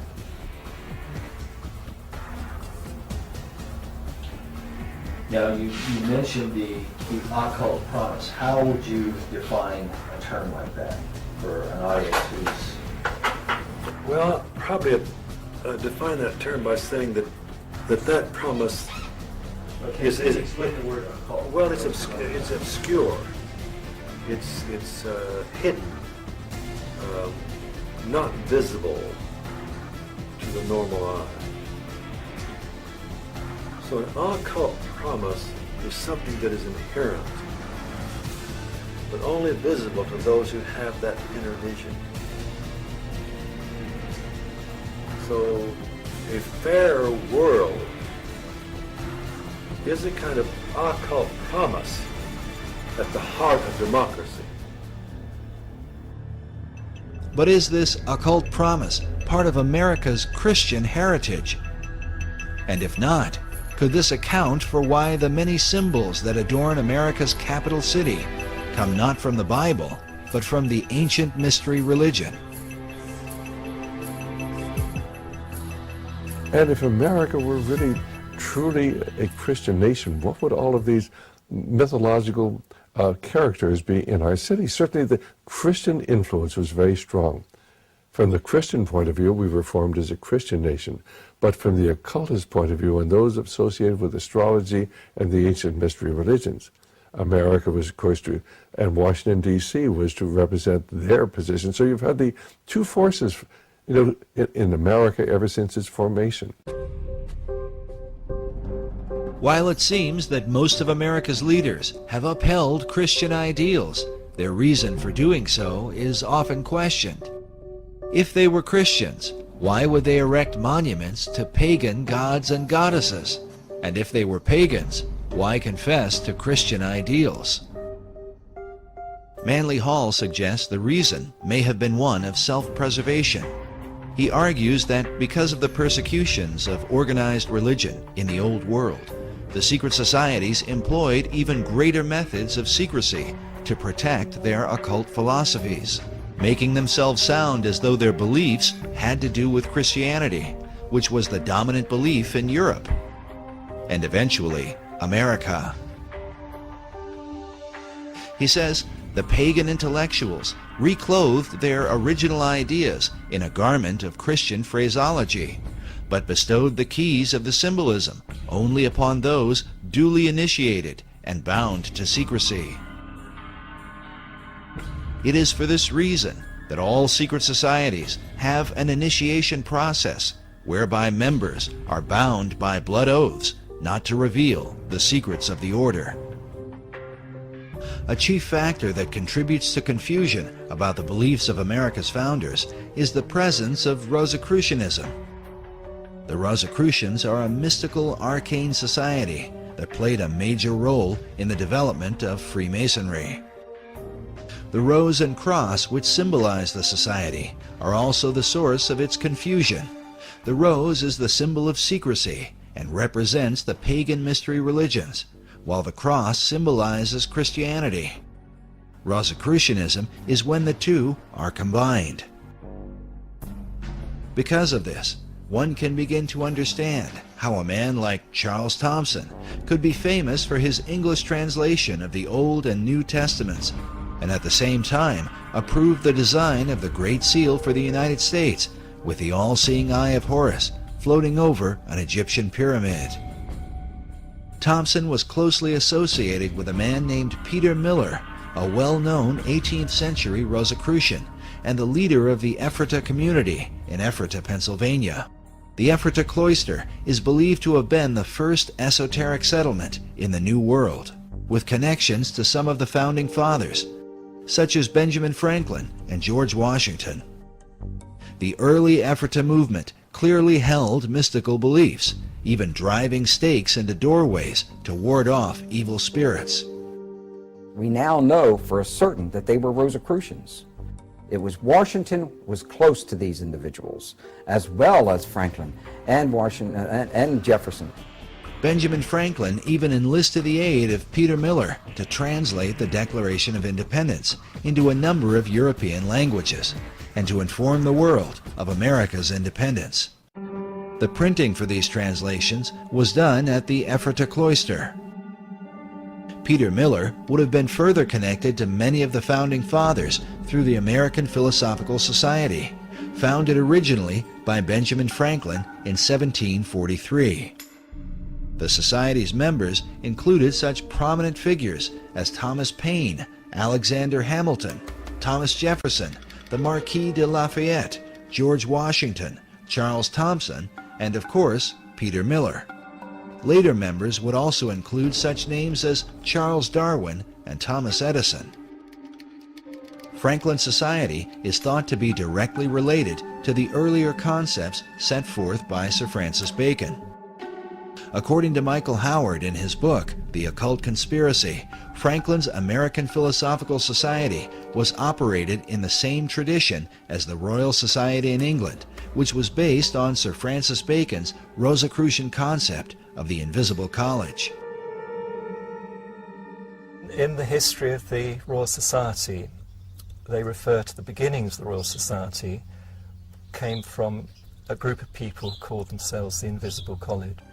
The purpose of the Royal Society of London was to further Bacon's advancement of learning through scientific investigation. It is without question, however, that some of their work led to the metaphysical and the occult. And then we find that the Rosicrucians called themselves the Invisible Brotherhood, and the College of Rosicrucians was therefore, or was called by them, the Invisible College. A Rosicrucian influence can be clearly seen in some of America's symbols. For example, this image of a pelican feeding her young appears in Manly Hall's Secret Teachings of All Ages and is very common to Rosicrucianism and Freemasonry. Now notice the Great Seal for the state of Louisiana. This particular replica is found inside the inner corridors of the U.S. Capitol. The Temple Church in London is a well-known Knight Templar church. Here we can see that the golden rosy cross can be traced back to the mysterious knights. Now, notice the art surrounding this shrine. how a series of squares are shown with red and golden roses in the midst. The shrine opposite has a variation of the same design. Now consider this same pattern as it appears throughout the interior of the state capitol.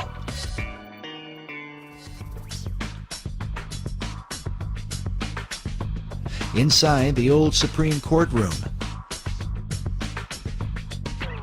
and in various forms throughout the Library of Congress.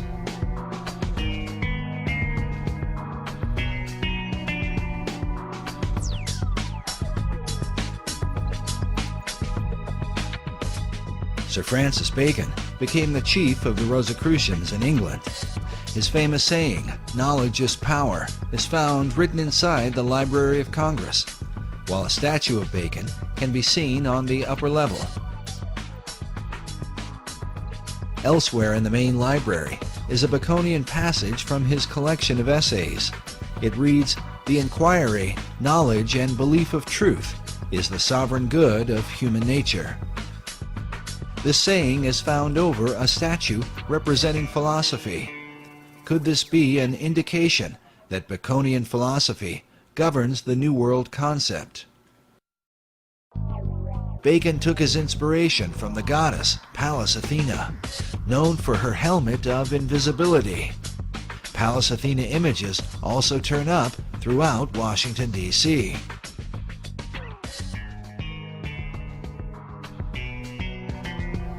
The Virginia State Seal bears the image of Athena with her foot upon a fallen king whose crown is cast aside. The word "Sic semper tyrannis," thus always to tyrants, written beneath. To the Romans, Athena was called Minerva.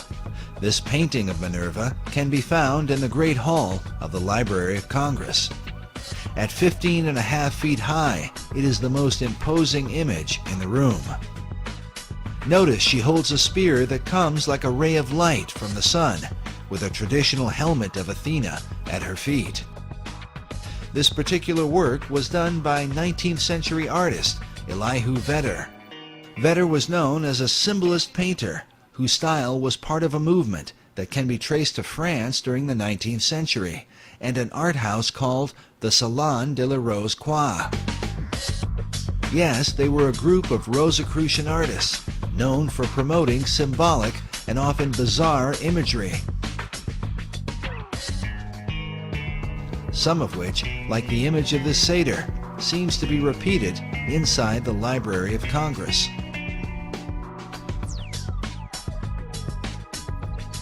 It's not clear if Vedder himself was a Rosicrucian, but one of his chief influences certainly was. William Butler Yeats was a prominent member of the Golden Dawn, a Rosicrucian secret society. Yeats, along with Irish mystic William Blake, are said to be two of Vedder's leading inspirations. Vedder's own occult themes are filled with haunting, esoteric imagery, like this work, which is called The Cup of Death. In addition to Minerva, Vedder was commissioned to do a series of paintings illustrating government, which can be found at the east end of the Great Hall in the Library of Congress. Now let's look again at this image from the Salon de la Rose Croix. It pictures Leonardo da Vinci on the right, dressed like Joseph of Arimathea, whom occultists believe was the original cupbearer for the Holy Grail. Beside him is Dante Alighieri, dressed as a Knight Templar. By now, most people are familiar with Da Vinci's arcane background thanks to Dan Brown's Da Vinci Code. Most are also familiar with Dante's Inferno, representing the many circles of hell. But according to Michael Howard, Dante was no ordinary writer. He was in fact a Rosicrucian Grand Master who wove Rosicrucian philosophies into his writings. Masonic philosopher Albert Pike wrote that it was Dante who first publicly expounded the symbol of the Rose Cross, something partly seen in William Blake's sketch of Dante's Paradise, with a cross in the center. But now look at this drawing done by famed artist Gustave Doré. The title of Doré's illustration is, quote, "The saintly throng in the form of a rose."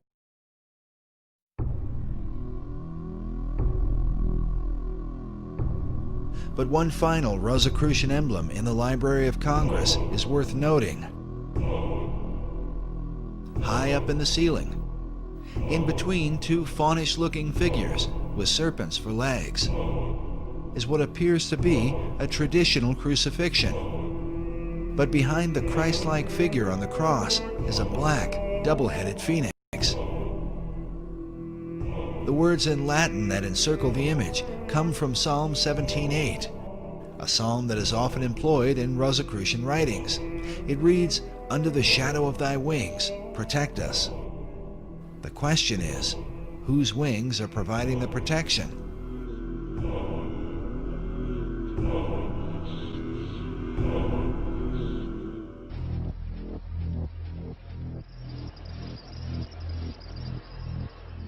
Beginning in the 1980s, a belief has slowly taken over the world. That neoliberal globalization, with its built-in self-regulating mechanisms, would finally do away with old institutions like the state and the military, and would usher the planet into an era of relative peace and prosperity. Free trade will bring on a Great Depression. 9/11 and the current economic crisis have shown that belief to be largely a myth. Many signs were already there. Markets have always relied on state power and military might. America's transformation from republic to economic superpower following World War II was accompanied by the creation of a global network of military bases, unlike any other in history. According to the Pentagon's Base Structure Report, today these amount to 716 in 38 countries. More than 250,000 soldiers are stationed on these bases. In addition to this, the US has a military presence in 110 countries around the world. A year after his election, Barack Obama approved the new administration's first military budget. This amounts to $680 billion, $30 billion more than Bush's last defense budget, and almost equaling the $787 billion set aside by the new administration for the economic crisis stimulus package. Why, despite the crisis, does the military budget keep growing? Are crises and military expansion related in some way? When we have different presentations, or sometimes bands that come, or even when we have talent night, if we have people that want to show off their talent, we have a stage. We've done all sorts of things here, from a Halloween party, there's Christmas parties, there's other events that happen here at this center as well. Yeah, they have salsa classes, so I've never taken a salsa class. In the early 21st century, military bases, the network of military bases all around the world, forms the new empire that the United States is trying to build. When you look at the Pentagon's website and their public information, they acknowledge having somewhere over 700 military bases scattered among about 130 countries. That's astonishing. That's astonishing. Most Americans have no idea. There are more than 250,000, more than 250,000 U.S. troops stationed on these bases all around the world. It's not illegal to tape, but I got to respect the manager's point of view. Those are the movies that we have, and the movies are free.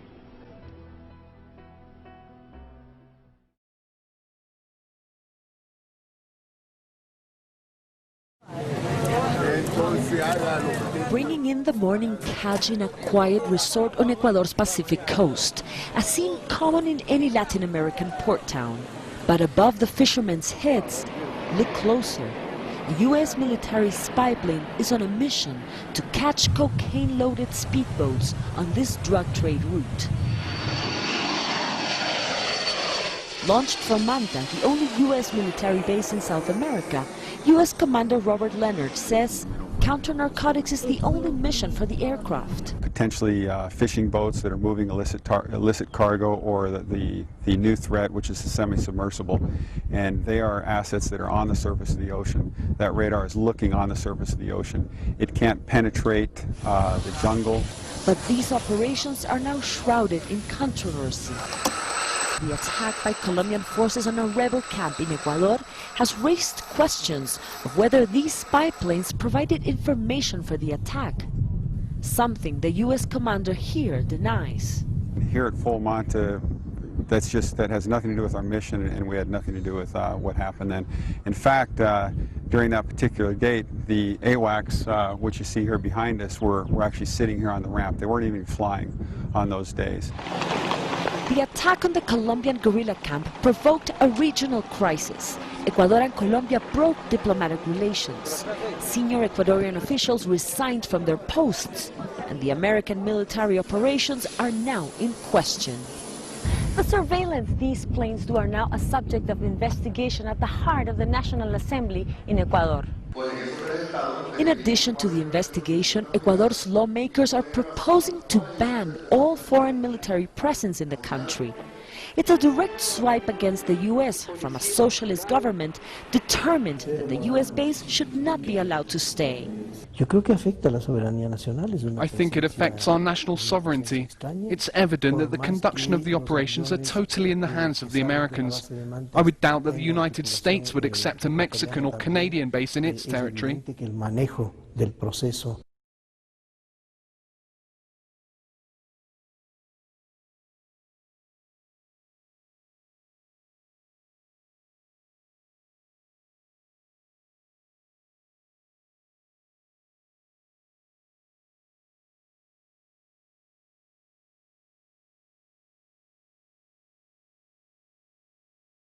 Failed attempt to overthrow Ecuadorian President Rafael Correa has ignited new claims that the U.S. is still in the business of putting in and taking out Latin American presidents.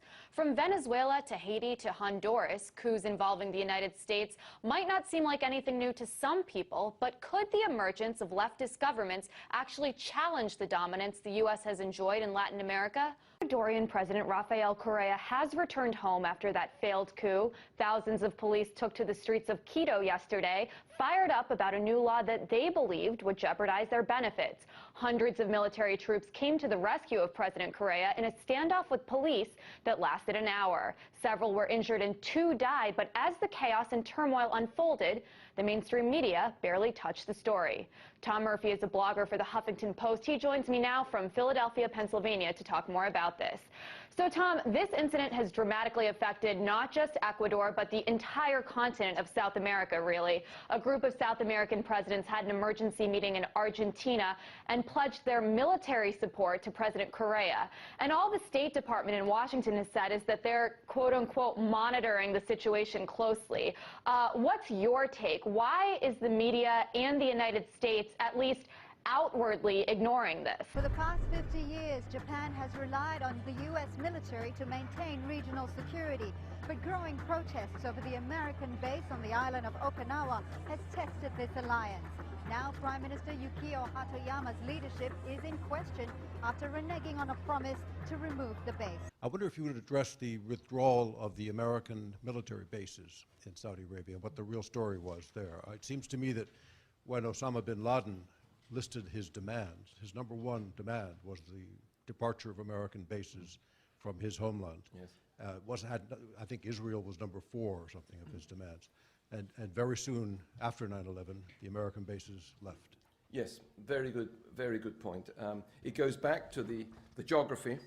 I mean, all the Americans were up here in the east, but because of the way Saudi Arabia was pulled together, it was possible for Osama bin Laden to say they are in the Holy Land.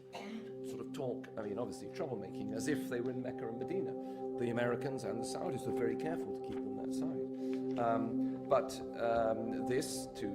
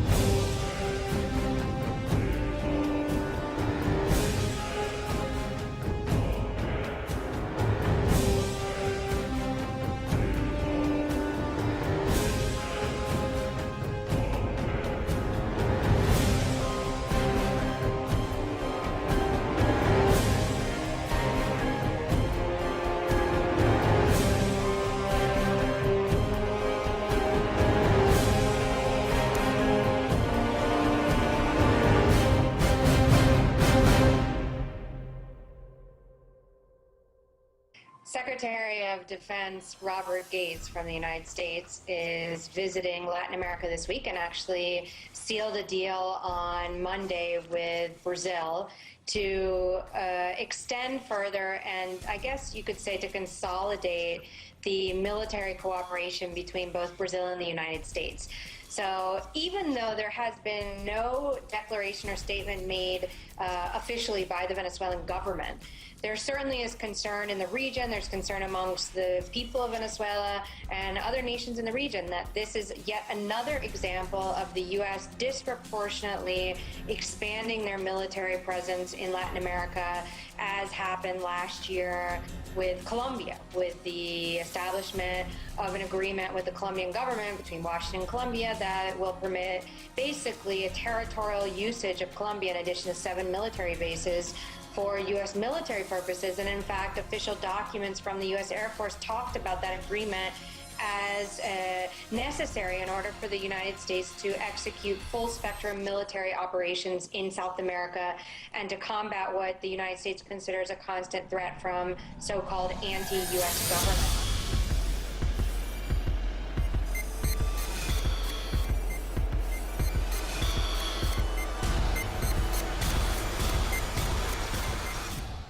Y'a pas moyen, pas moyen, pas moyen, pas moyen, pas moyen, pas moyen, pas moyen, y'a pas moyen, pas moyen, pas moyen, pas moyen, pas moyen, pas moyen, y'a pas moyen, y'a pas moyen, non, y'a pas moyen, non, y'a pas moyen, non, y'a pas moyen, y'a pas moyen, pas moyen, pas moyen, pas moyen, pas moyen, pas moyen, pas moyen, y'a pas moyen, non, y'a pas moyen, non, y'a pas moyen, non, y'a pas moyen, y'a pas moyen, pas moyen, pas moyen, pas moyen, pas moyen, pas moyen, pas moyen, y'a pas moyen, non, non, y'a pas moyen, non, y'a pas moyen, non, non, y'a pas moyen, non, y'a pas moyen, non, non, y'a pas moyen, non, y'a pas moyen,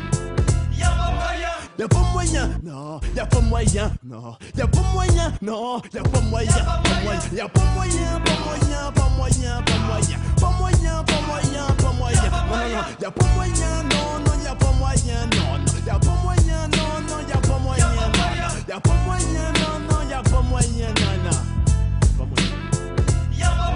y'a pas moyen. Non-consentement oblige, c'est la guerre. Parce que tout n'est que contrat écrit sur des petits papiers.